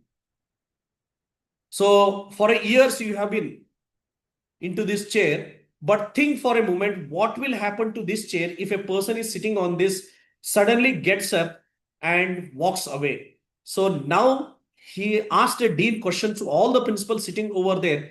You are sitting onto the chair as a principal and suddenly walks off over there. What will happen to this university? The audience replied almost together, the chair will collapse, sir. And the dean nodded and said, exactly. So you all are like a person sitting on this chair. But then one principal stood up and said, sir, in my college, the college chair will not collapse. So suddenly all principals were also shocked, and even the dean were also shocked with this answer. Then he said that even if I resign, the chair will be not collapsing. So the principal replied in a calm voice and a conviction saying that, sir, I have built who can hold the chair even when I am not sitting onto it. I have created teams which had empowered a faculty, established a system strong enough to support the institution. If everything falls apart the moment I leave, it means that I'm not a leader. I was just occupying a chair. So this is a clear message to all the leaders of the nursing whom we self call that we are a nursing leaders. Usually we say that I'm a principal, so I'm a leader. I'm a dean of a university, so I'm a leader. I'm a senate member, I'm a leader over there. I'm the association president and a secretary, so I'm a leader over there. So one thing we should always understand is, mainly because you are onto the position, it doesn't mean that you are a leader. If you are a principal today, if you resign that and the next person is capable to occupy that post and to maintain the same quality which you have maintained over there, it means that you are a leader and you have made ready the next generation leaders also to occupy over there. If a faculty of 5 to 6 members qualified from the college institution immediately resigns and walks from the college, and at that time, if that teachers have molded the other teachers also to be as one of the best teachers over there, it means that those teachers are also the best leaders over there, who has created a team of faculties and a team of people who can build continue the same quality into these institutions over there. So with this, we can say that leadership is not about the seat what we occupy. It is about the change you create and the system you strengthen and the people you empower. So three things we should understand is the leader is, it is not about the position what you are occupying it. It is the change what you create it. So during your tenure over there, any change you create either to one of the junior or one of the senior or the subordinates or to the students, if you are creating certain change in them and influencing them to be as a leader, then you are a leader. You have to strengthen the system. So whenever any system is working into the clinical sector or a teaching sector over there, as much as possible, try to influence that system and strengthen those systems over there and the people you empower.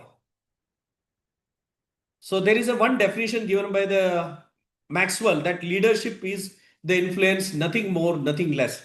So usually this word makes a lot of impact. That leadership is nothing but a influence. If you are a senior nursing student of a final years, you are going into the clinical sector over there, you see a first year junior doing some mistake while doing any clinical performance over there.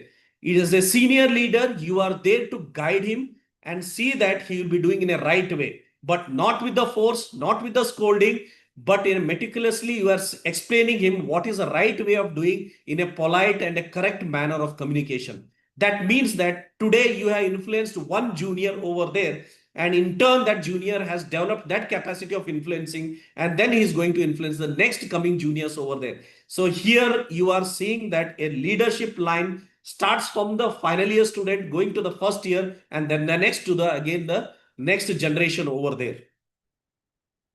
And one more person has given the definition of leadership is lifting a person's vision to the higher sides and raising person's performance to the higher standards. I gave an example. The first year junior is doing a mistake over there. So now your vision is to lift that person's knowledge or clinical skills. That is your performance. And you have to improve that person's performance into the higher standards over there. So then it is called as a leader. So here I conclude with the saying that leadership is not about the position or a power, but it is about the influence, inspiration, and the impact. Into the nursing field, you might have come across with the many of the people into your positions who are into the occupying the position and a power, and but there will be few people who might have influenced you and who has inspired you and who has been impactful by their own speech or the verdicts or their actions.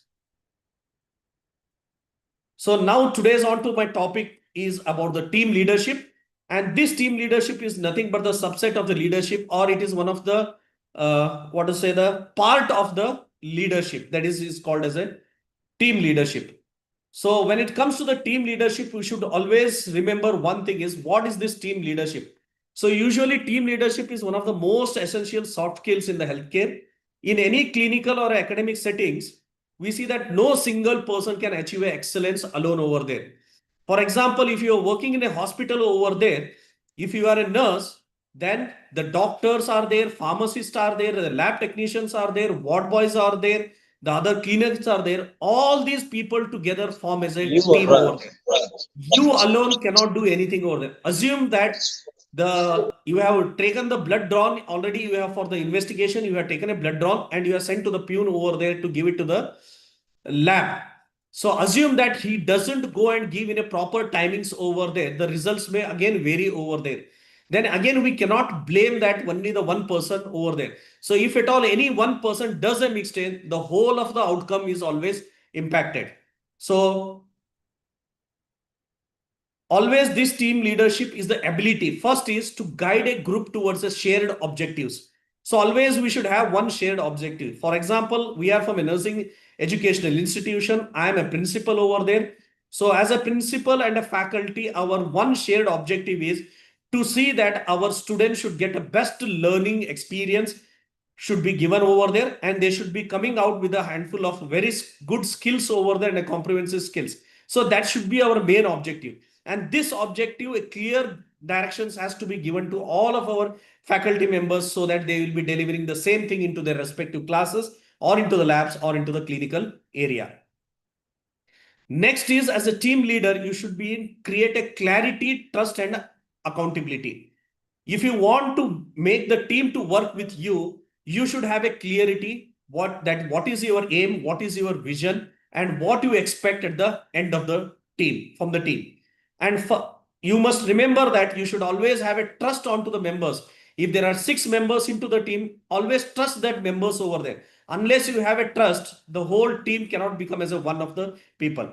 And the accountability. Tomorrow, anything good happens over there, give that accountability to all the faculties that because of all of you today, my result of the college is very good over there. If any ICU setup is there in which the patient is getting well and going soon, and the number of patients stay into the hospital is reduced, it give a accountability, give a respect and everything to the staff nurses over working over there.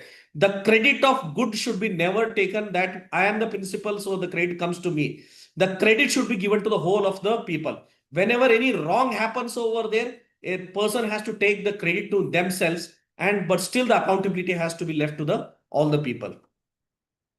Next is motivate individuals to contribute their best.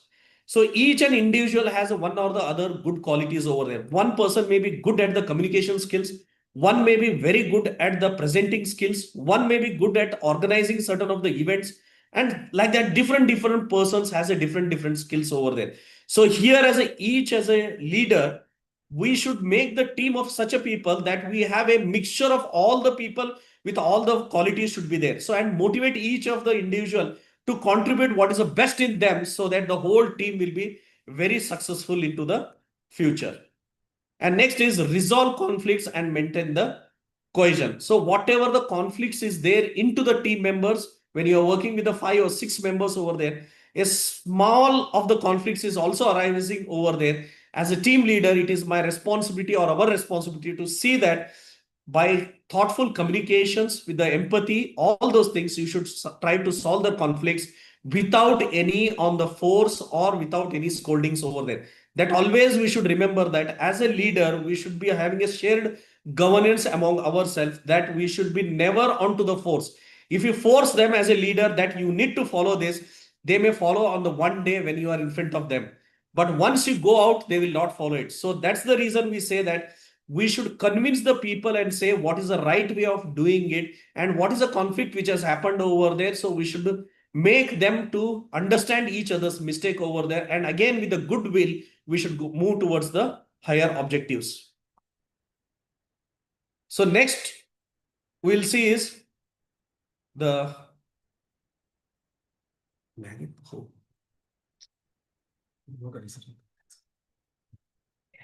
okay. So where we are lacking today. So first and the foremost, we should understand is we equate leadership with the positions. So this, the foremost, we should always remember that into the nursing, this is a commonly followed is we always label the person as a leader who is onto the position. If I am a principal, everybody says that he's a leader into the nursing profession. If I am a dean, they label that person as a leader over there. If we are a senate member, syndicate members, or any association president or a secretary, we just label that that person is onto a leader. So first, this is we are lacking is we should not equate the leadership with the position.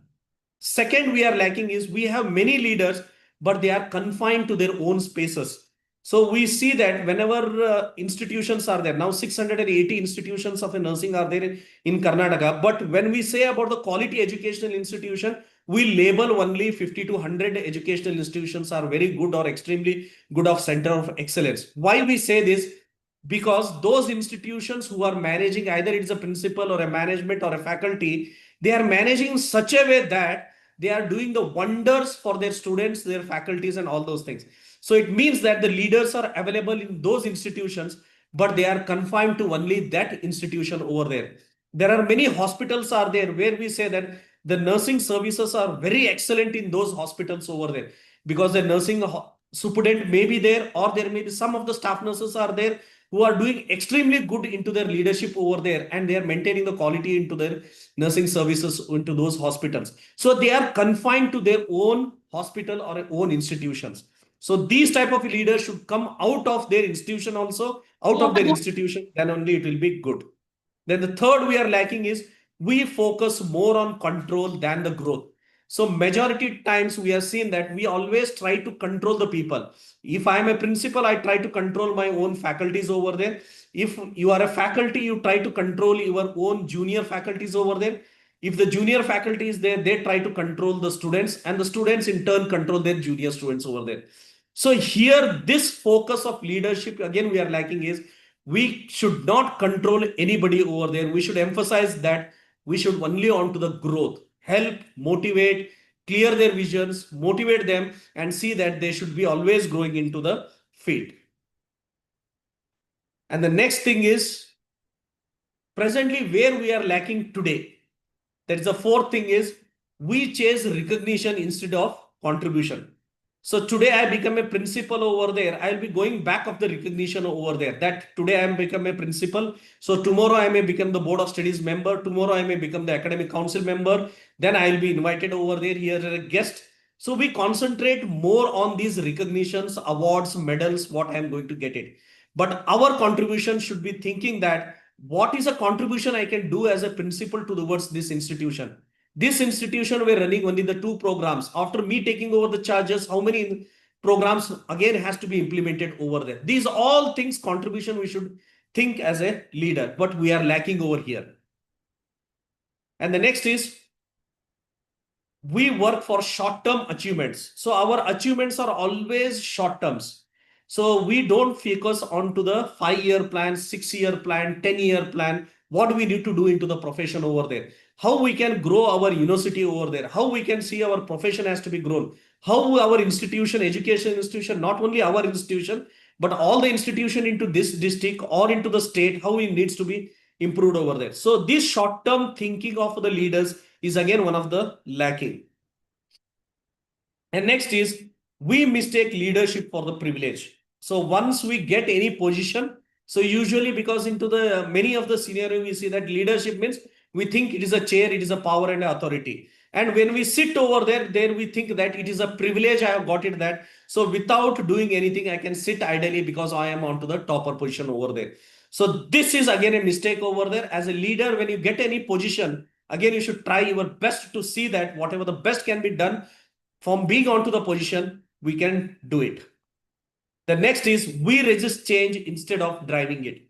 So always as a leader, when we are occupying any position over there, so always what we do is we resist with the changes. So since 10 years, this is followed in my college. So let me also continue the same thing. So any junior comes to me and says that this innovative thing I want to implement into the clinical sector, this innovative thing I want to put it into the teaching sector over there. At that time, as a senior leader or a senior professionals, what we should do it is, yes, it is very right. During that time, I have not done it, but you are coming forward for it. I'm very happy about it. What help I need to do it? So that is the way we should always see that the change should be done over there. We should never resist for any change which is coming into our way.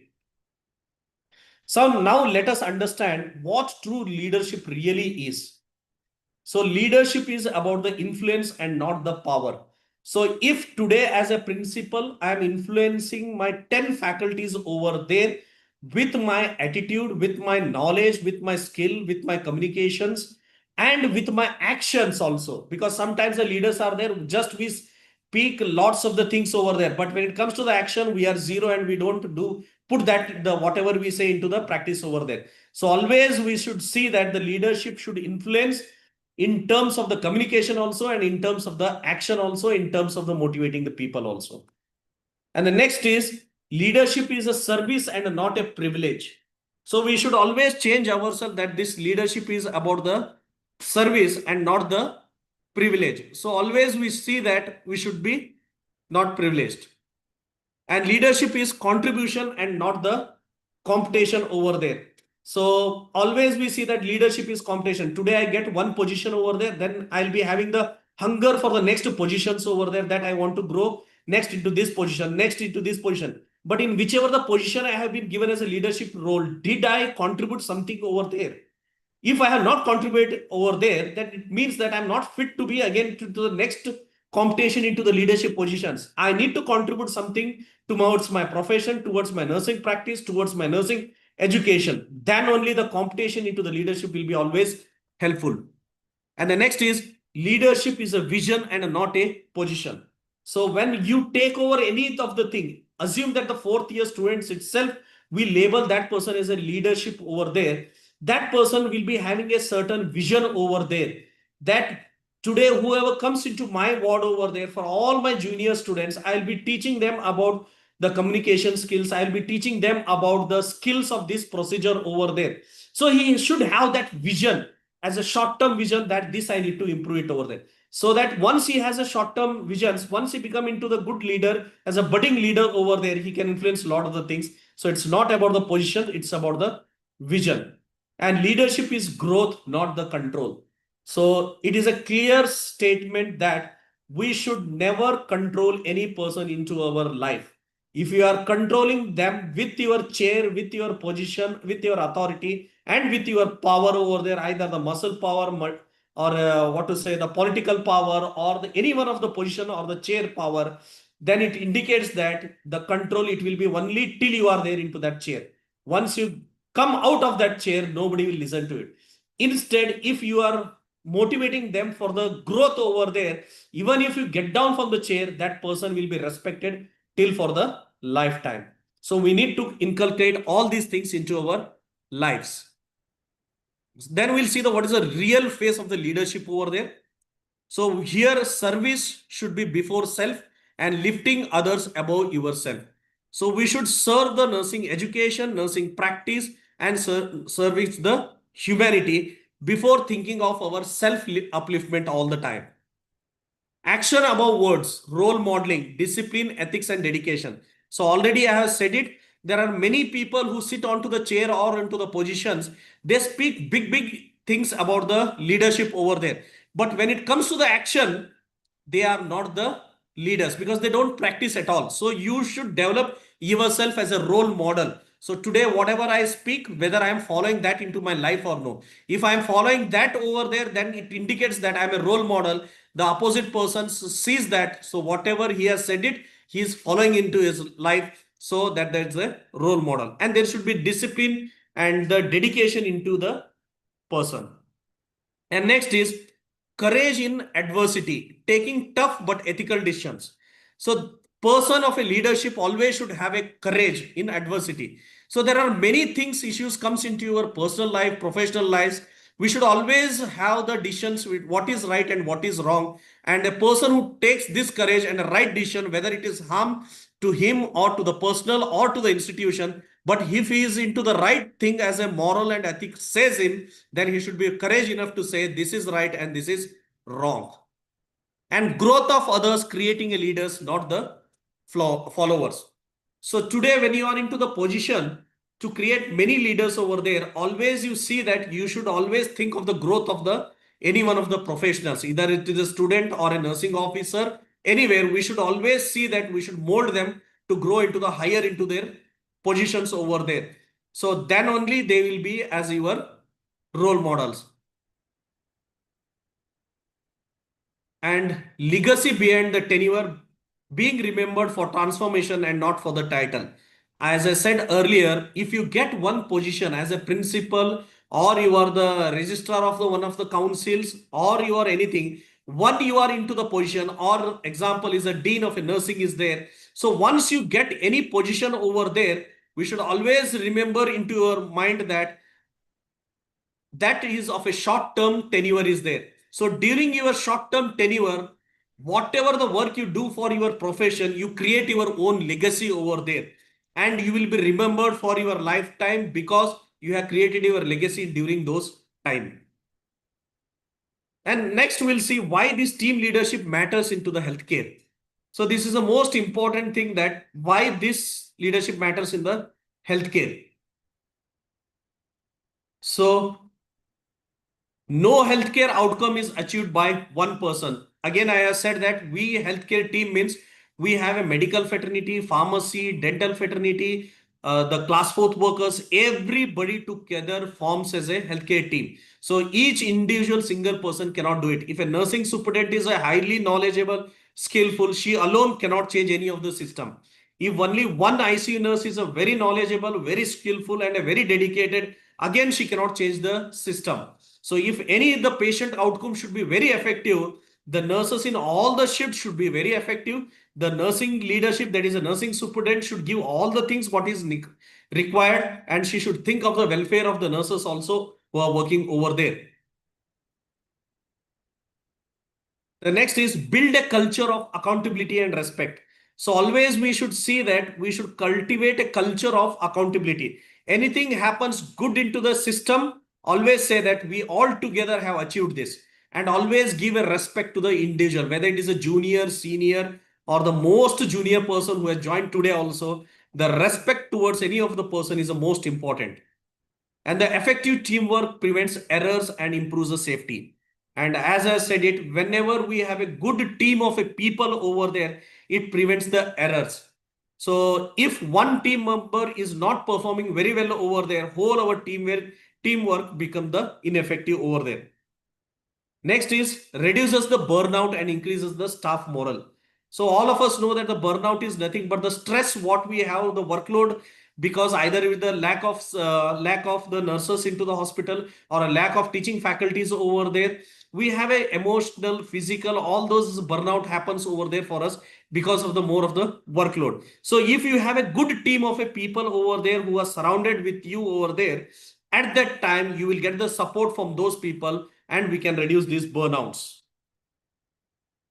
and enhance the patient satisfaction, the quality outcomes. So ultimately, once we have a good team of a people over there, we have a patient satisfaction also, and there will be quality outcomes also will be there. So next we'll see is what are the qualities of a true leader. So what as a true leader should have it. So the first and the foremost is visionary outlook. So always don't have the thinking is I got the one position over there. So our vision should be for towards the greater heights for the profession in terms of education as well as for the practice. So for example, we have to have a vision which will see that our nurses tomorrow who are coming over there, tomorrow should be more of a skillful. Because when we see into the abroad scenario now, presently the Indian nurses were more preferred into the abroad countries over there. But today we see that the Philippine nurses are more required over there, and the second chance has come for the Indian nurses. It clearly indicates that our Indian nurses nowadays, the students who are coming out over there, they lack in certain of the skills. Either it may be the clinical skills or the communication skills they are lacking. That's the reason the majority of them don't want the Indian nurses to be taken over there. So as a leaders, our vision should be that how we should see that our again Indian nurses comes into the number one in terms of the appointment. The second is integrity and ethical grounding. Always we should have the integrity, that is a honesty should be there into our maintain. And next is a humility despite the authority. So based on the authority, if you have an ego into our things that I am the superior and I'm having a position, I can control all those things, then it is impossible. So with the humanly touch, you should have an empathy towards you, and then only you can achieve the things. Next is empathy and emotional intelligence. So here you should have a feeling of to understand your feelings plus the opposite person feelings. Based on that, you should speak what is right and what is wrong over there. Only by speaking a harsh words or a smooth words doesn't make the true leader to solve the issues over there. You should understand the each and every person's emotions. Think yourself, if you are in his positions, what is your disturbance you are having at the physical and the mental pain. And the next is courage to challenge the wrong. So always we should, as a true leader, have the courage to challenge the wrong. So sometimes it happens that if you have a courage over there and you speak a voice over there, you may be targeted by many of our own nursing professionals or the outside professionals. But how much ever they target it, if you know that you are right into the path, you should have the courage to say, yes, it is right. And the person who is doing is wrong and it is wrong. The next is adaptability and the innovation. If you are a senior most nursing professional, you have achieved a lot and you are at the tenure that you are having more than 25 years of experience. So at the time, if any junior comes and says that this is the thing which is needed now into the nursing over there, the new technologies is coming over there. When the person says that, as a senior experienced person also, as a true leader, you should get adapted to the change into the scenario over there. You should acknowledge the juniors also and come forward for certain innovations into your field. Then only it is called as a leaders. Whatever the past as a principal is doing, after 10 years after being as a principal also, if he maintains the same thing into the college, then there is no innovation has been brought into that college over there. You should see that some new programs is invented over there. Some new of the models has been created over there. Some of the more of the clinical skills has been developed over there. Lot of the activities also are conducted over there into the institution. It means that innovation is being brought over there by the true leaders. And the next is mentorship that multiplies the leaders. Always it is said that mentorship is nothing but a trainer and a trainee leadership. That is, for example, a fourth year senior can be as a mentor and a second year student can be as a mentee. Even the fourth years can teach to the next coming generation also, and they can also be as a multiple leaders over there. A principal can be a leader to or a mentor towards the faculty, and a faculty can again be a mentor to the junior faculties over there. So it is just a training the person with one senior person into you, and to see that multiple leaders are created into your profession in a different phases of your curriculum. And next is consistency in actions. So always whenever we take action, there should be certain consistency over there. Once I take a wrong decision, second time again I take a good decisions, third time again I take a wrong decisions as a leader, again I take into the best decisions over there. That is not the qualities of a true leader. So you should have a consistencies in whatever the action you are taking. You should be always towards the growth of a profession, growth of an institution, and growth towards the students. So that consistency should be always maintained over there. Next we'll see is how can we improve this leadership into our professions. The first and the foremost is we should shift focus from position to profession. So always nowadays more than 80 to 90% our focus is only onto the position. I should become the principal, I should become the dean, I should become the board of studies chairman, or I should become the registrar, I should become the member of so and so council. So our focus is only onto the positions and not onto the professions.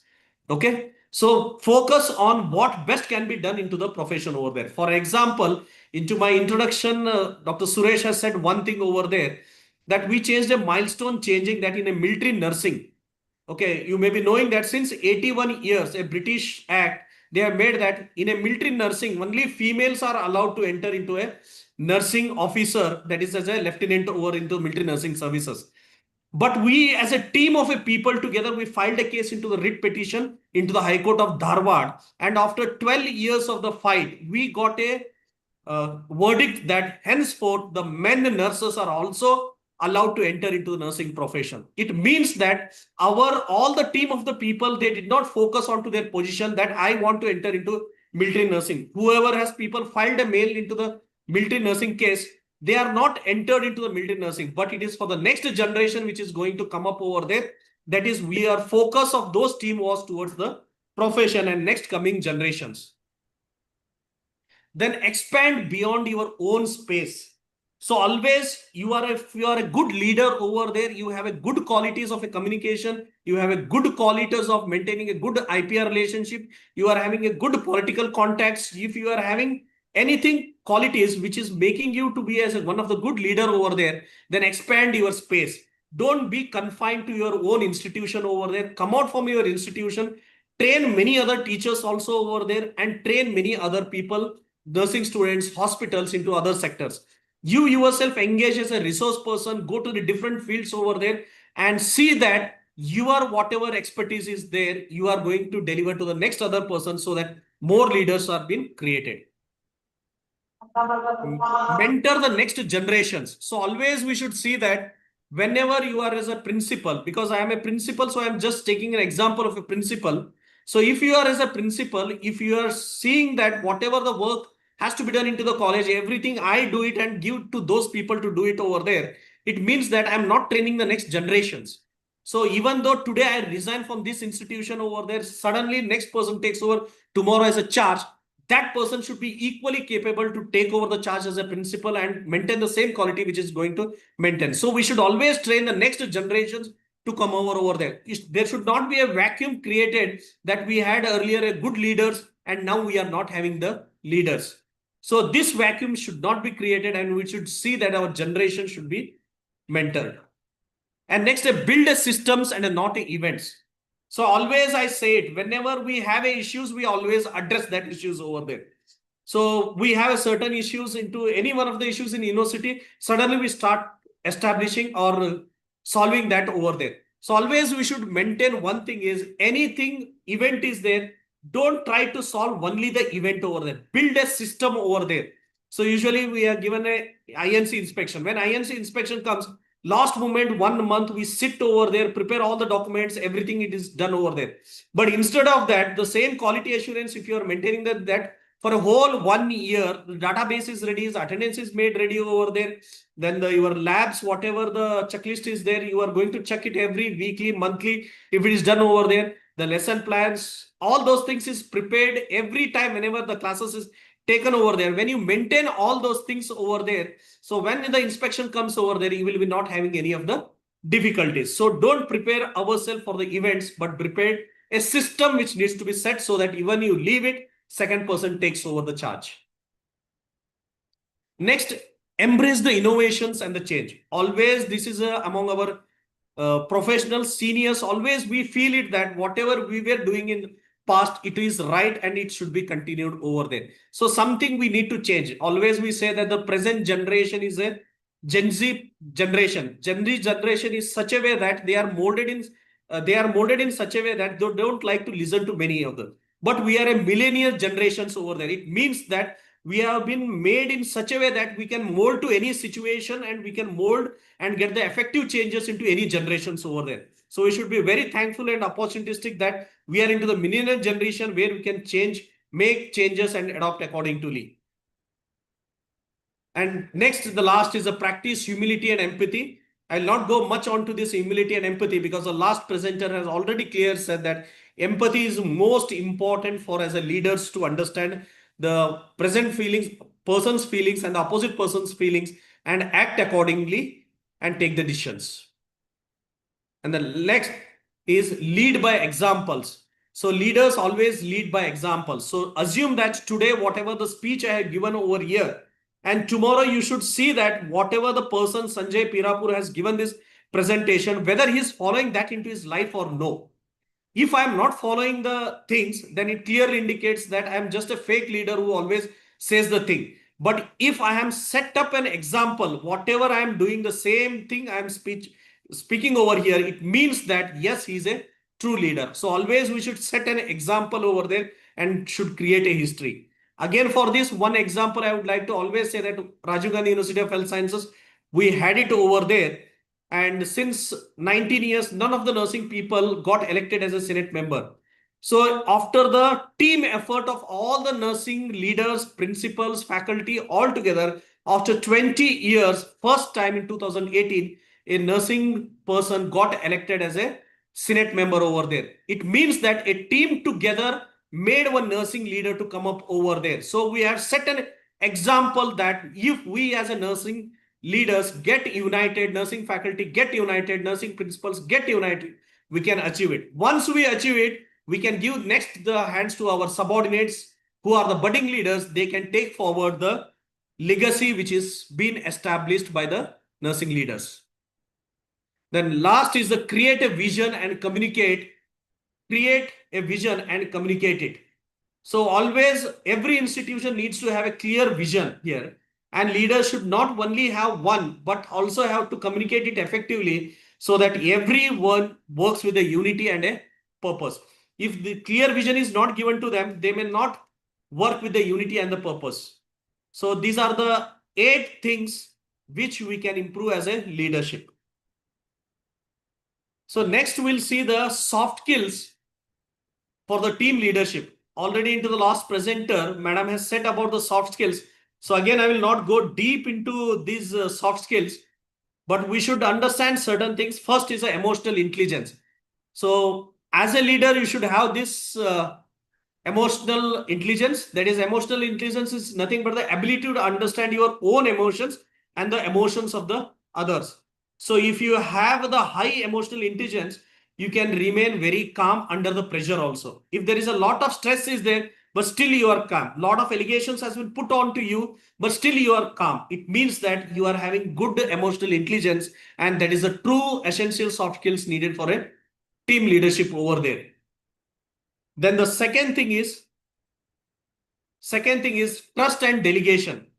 So always a strong leader should have trust on each of the team members and assign the responsibilities based on their strengths. So always we should see that each individual person has a different capabilities. So trust everybody, and according to their capacity, according to their proficiency, give the responsibility to them. And delegation always should not be that a dumping your work to one other persons, but instead of that, a whole team should function smoothly in such a way that you should delegate the responsibilities, and always see that your team members feel that you are valued and you are confident about all the team members over there. Next is communication. The communication is the most important formal thing. Always when you speak about the communication as a team leaders is the first and the foremost is about your dressing style. That is the first, because whenever you walk into any of the sessions over there, your first impression of a communication will be your dressing style. That makes a difference over there. Then second communication will be your eye-to-eye contact and a smile on your face. That is the second line of communication. And the third is the language, what you are saying it. Which type of a language you are saying. Either you are a good listener or you are a good observant, and how you convey that message so that they adopt to your communication over there. So these all types of communication, the leadership also has to develop. And next is psychological safety.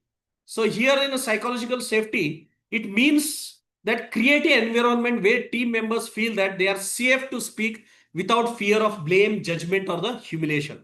So always you should create a atmosphere into the institution or in the hospital that anything wrong happens over there, but still that staff nurse should come runningly and say to the floor supervisor or to the nursing superintendent that I did a mistake like that and I'm feeling like that. So at that time, you should take it in a positive way and try to solve that issues over there so that they will feel, yes, somebody is there back of me, that if anything goes wrong also, my team leader will take care of my life also. Next is adaptability, accountability, and the associativeness. So here this adaptability is nothing but this is most unpredictable. This healthcare hospital is unpredictable over there. What happens at the next unit into the next patient or the next unit, it is totally unpredictable over there. So at that time, a leader must adjust the plans, roles, and approaches quickly when situation changes over there. Tomorrow a disaster may happen into the hospital or the outside. Suddenly a lot of patients comes over there. You cannot go on to the protocols over there. Suddenly they makes as a leader is adaptability. The triage system they will be following immediately. They will be shifting to different wards over there. The next is accountability. So the leader always takes a responsibility of decisions and the outcomes. So sometimes the leader sees that they give the decisions. This needs to be followed into my college. This needs to be followed into the hospital. But if the outcome is very good, then the leader says that it is because of me. And if it is the outcome is wrong over there, then suddenly the leader says it is because you have not implemented it properly. So as a team leader, we should be accountable for the good also and for the bad decisions also, or for any outcomes, whether it is a good or bad, you should always stand towards the team. Then last is assertiveness. Assertiveness is nothing but a giving clear instructions, but very respectfully and standing firm onto your important decision. So for an example, if you are working in a critical shift and leader says, I need everyone to complete safety checks before we proceed. Means you are giving the firm message and very respectfully also, and it is non-negotiable statement also. So that should be the assertiveness over there. And remember one thing is effective leaders should communicate without any assumptions. So you should not assume that that person don't have a knowledge, or that teacher doesn't know anything about the curriculum, or that student doesn't have any communication skills. You don't have any assumptions about any one of the person whenever you want to communicate to them. And whenever you are communicating, you should communicate with a purpose. What is your purpose? You want the class to be taken very effectively, then convey that message over there to them. And speak very respectfully to the opposite person. And you should give a clear statement to that person what you want for them. So for these effective leaders to communicate, we should have mainly 3 techniques are always followed. That is S bar, closed loop communication and prioritization, that I will be saying into the next slide. What is this S bar? It is one of the technique. S bar is understand what is the situation first. B is nothing but understand the background of the person. And A is assess the situation, and R is a recommendation. So in any case, whether it in a teaching side or into the clinical side, first always we should understand the current issue which is existing over there. What is the situation and why the problem has arisen over there? Understand what is the background of that problem over there. So what is the reason that patient is suddenly collapsed over there, background or any medical history, all those studied. Then assess what do I think the problem is about now into the future situation. And then the lastly comes into our the recommendations. That is the solutions what you are going to do. That is first is identifying any one of the problems through yes bar technique. Then the second is closed loop communication. Always we see that when we are working in a team over there, usually it is a tendency that many people communication gaps happens over there. And whenever these communication gaps happens over there, because there are more number of people are there. So always we should remember that as much as closed loop is there, it will always be better. If I want to convey that message to my faculty, it is better that I call the same faculty over there and convey that message.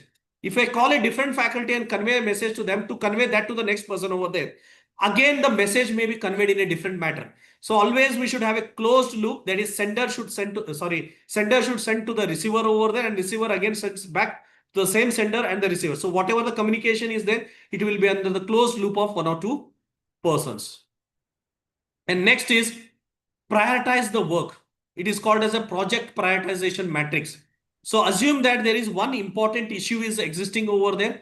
If there is an important thing is there, you understand that whether it is urgent or not urgent. If it is urgent, then do it immediately over there. If it is not urgent, then you can leave it out, that you can do it later. But understand if there is any situation is there which is not at all important to you, not important, but it may be urgent after a few more days also. So at that situation, you should delegate that work to somebody else.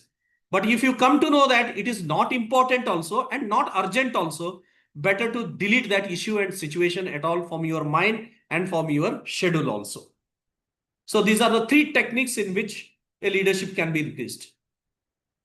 And the next is team conflict management. So always whenever there is a team, there is a group of people will be there, and there will be always a conflicts will be there into the team. And it is quite natural. Where is a team, where is a group of people, always there will be conflicts. So always we should use a leap approach to see that the conflict is managed into the team. First is always be an active listener as much as possible. Always whenever we as a leader intervene over there, what we usually do is we should sit and listen to each others. So both of the people have issues over there. Let this person also say everything and this person also says everything. Then come to a conclusion that what is wrong has happened between them and what is the communication gap which has affected this issue. Then try to solve it. Then empathize with all the perspectives. Sometimes there may be issues over there with the feelings or the thinking what they have it. So understand both the person's feeling over there in all the perspectives and then try to solve those issues. Then analyze the root cause. Sometimes there will be no problem at all. The root cause will be nothing over there, but still there will be fight or there will be conflicts between the team over there. So you should identify what is the problem over there, whether the communication gap has been created or somebody else has created the gap, or there is a situation in a hospital during that time, the hospital situation has created that conflict among the things. So then once you analyze this is a problem cause over there, then lastly you have to solve it collaboratively. Alone you don't dictate the terms that this has to be done, then only it will be solving the issues. You should take around with all the people who are into the team and together you should solve that issues. So that is called as a problem solved through the collaborative approach. So into my team leadership, I would like to say one thing is you don't teach 60 students, but build the 60 leaders. That is who will each 1,000 impacts over there. That is in a class, whenever you are teaching over there or as a nursing superintendent, when you are training the many nursing into the hospitals over there, you train in such a way that those all people again in turn becomes as a leader, so that in future days we'll have a thousands of leaders, which is most needed into our nursing professions. As I said into my earlier research studies about the leadership, there is a huge crisis of leaders. And if there are leaders are also existing in our nursing professions, our own nursing professionals try to bring them down all the time so that none of the nursing leaders as going into the higher positions to make an impact into the professions. So now I would like to conclude my talk with the team leadership, and I thank the organizers, Dr. Suresh, for giving me the opportunities. And if any questions are there about my topic, the floor is open and you can ask the questions. Thank you sir. मैं doctor S के Dhaka from Delhi sir. बहुत अच्छा, nice you taken the class है. Thank you, Shravan Dhaka. Thank you. Thank you, Dr. Sanjay Prabhu, and wonderful. It's a fabulous presentation about team leadership with the evidence-based practice example. Now, I would like to call Amrita Priya Madam, MR Principal, for the vote of thanks. Good evening to all. I want to thank Dr. Sanjay sir, our today webinar speaker. Thank you, sir, for an excellent presentation on team leadership. It is more informative and engaging and providing valuable insight to our participants. Thank you, sir, for your valuable contributions and time and effort. Once again, I thank you, sir.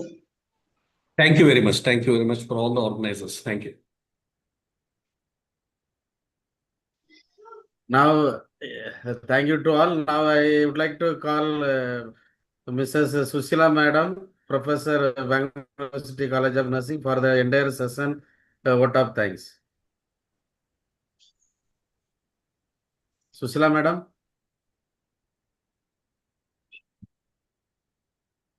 Susila Madam is there?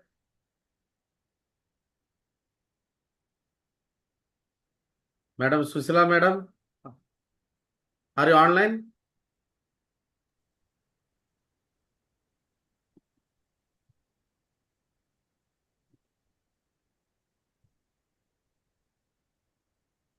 1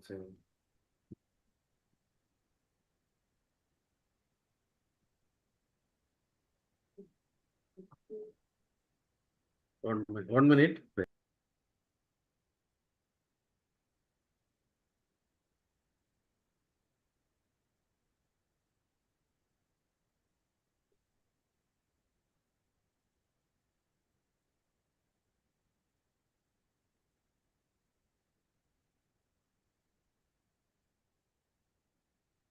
Yeah, 1 minute. Due to technical error, she is unable to connect.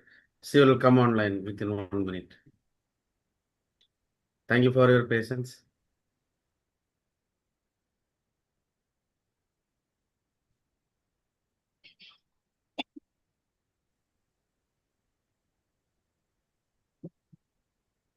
A warm good afternoon and good evening to one and all here. It's my indeed pleasure to offer vote of thanks on behalf of Bangalore City Group of Institutions.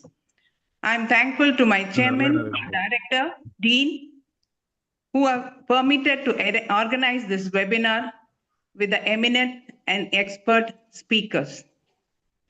First of all, I would like to thank Dr. Vairin Leila T. Datur, who delivered her topic of yesterday on ethics and professional integrity. Ma'am, you have advised us about one thing: be like a rock in case of ethical principles. It is very, very true, madam.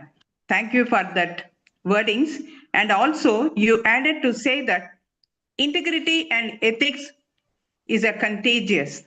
Yes, those who want to follow it, it is like a contagious one. Thank you very much for your wonderful presentation, madam.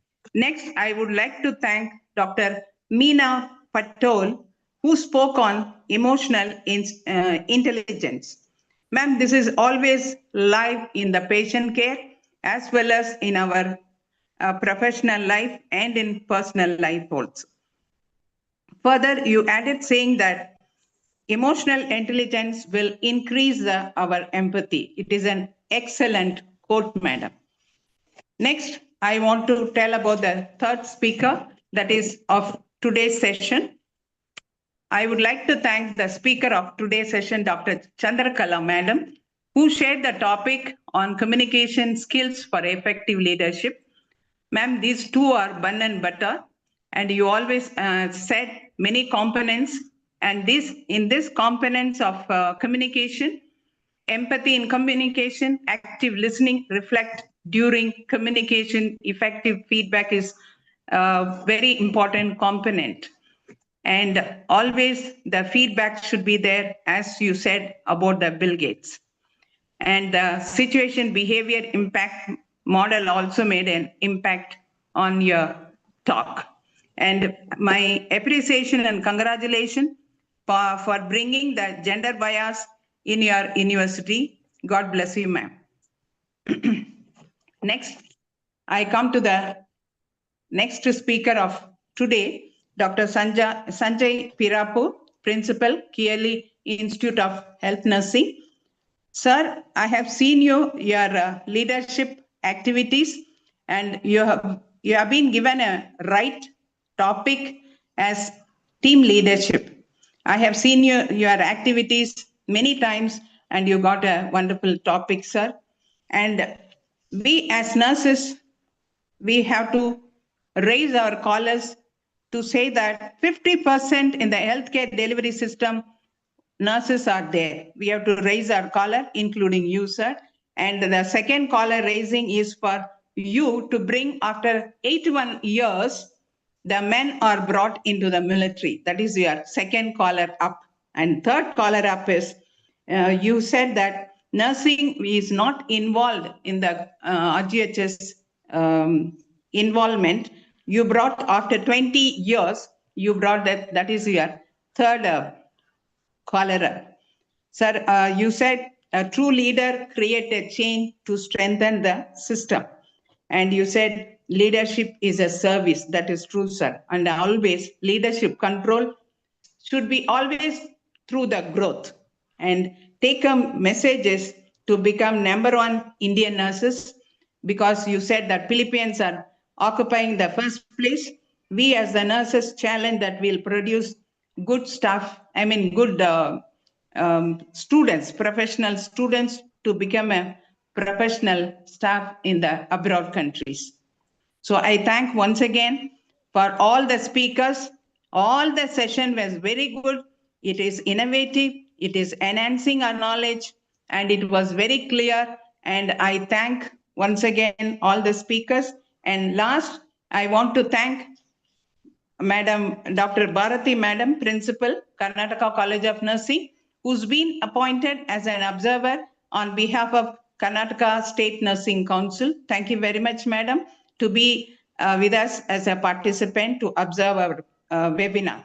Lastly, I wish to thank all the participants of this webinar. A special thank to everybody. And the technical staff also, I want to thank them. Finally, I also extend my thanks for giving me this opportunity to give the vote of thanks. Thank you very much. Thank you, one and all. Sure. Thank you, madam. And Thank you. thank you to all the resource person and the participants for the success of this international webinar. And yeah, it's a great success for us. The participants are good numbers we got. This is because of the eminent speakers from international and our Indian speakers. So because of them only this much crowd, we got it around 750 plus registration done. Thank you so much for all the supporters. Thank you. Thank you, sir. Thank you And very much. for participants, certificate will be issued within one week working days. So it's online. It's come to the mail. Thank you. Thank you, you, Dr. Suresh. Thank you. Anyway, thank you, Thank you. everyone. I had a great pleasure to enjoy this webinar with all the team, especially with Dr. Sanjay. And of course, the name itself impressed me. My son is name also Sanjeev, maybe that bonding. And your way of your slide presentation, it was excellent. The way you presented and the slide preparation, it shows your real effort. Thank you, sir.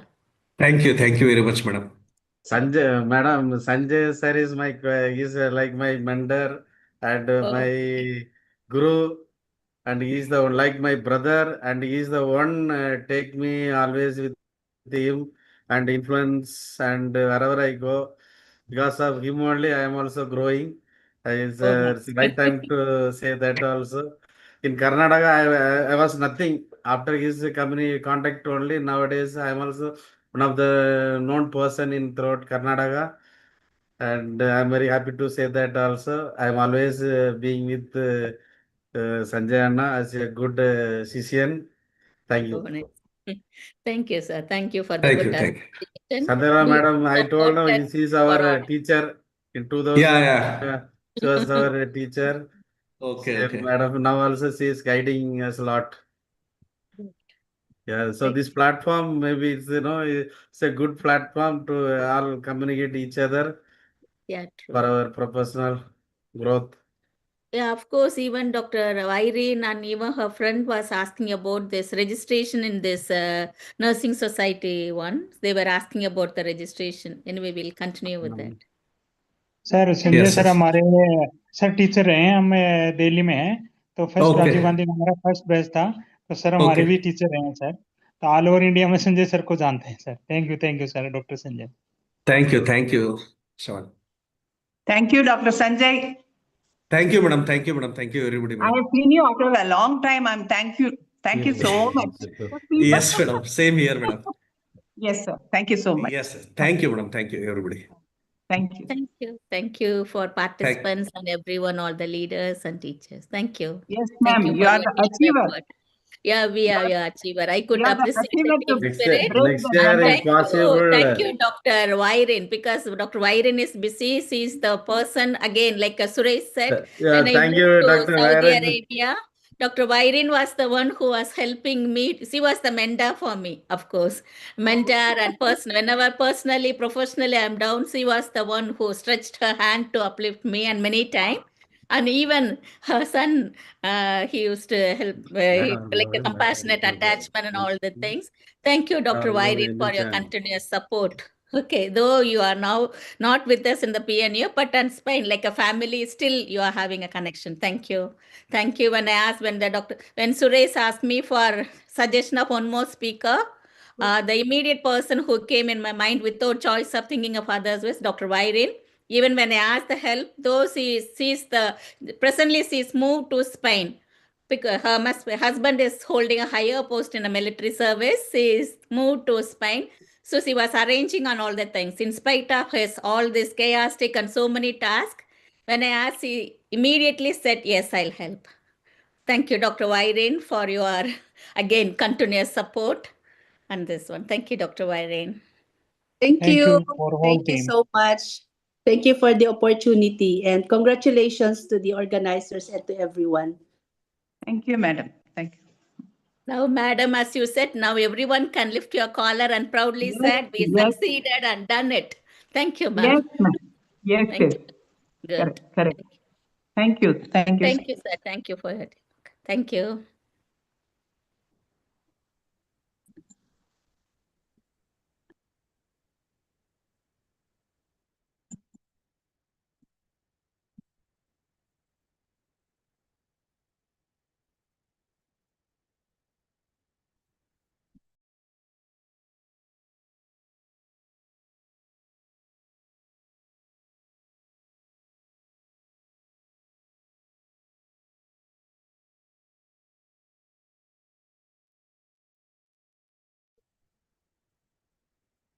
No. வணக்கம்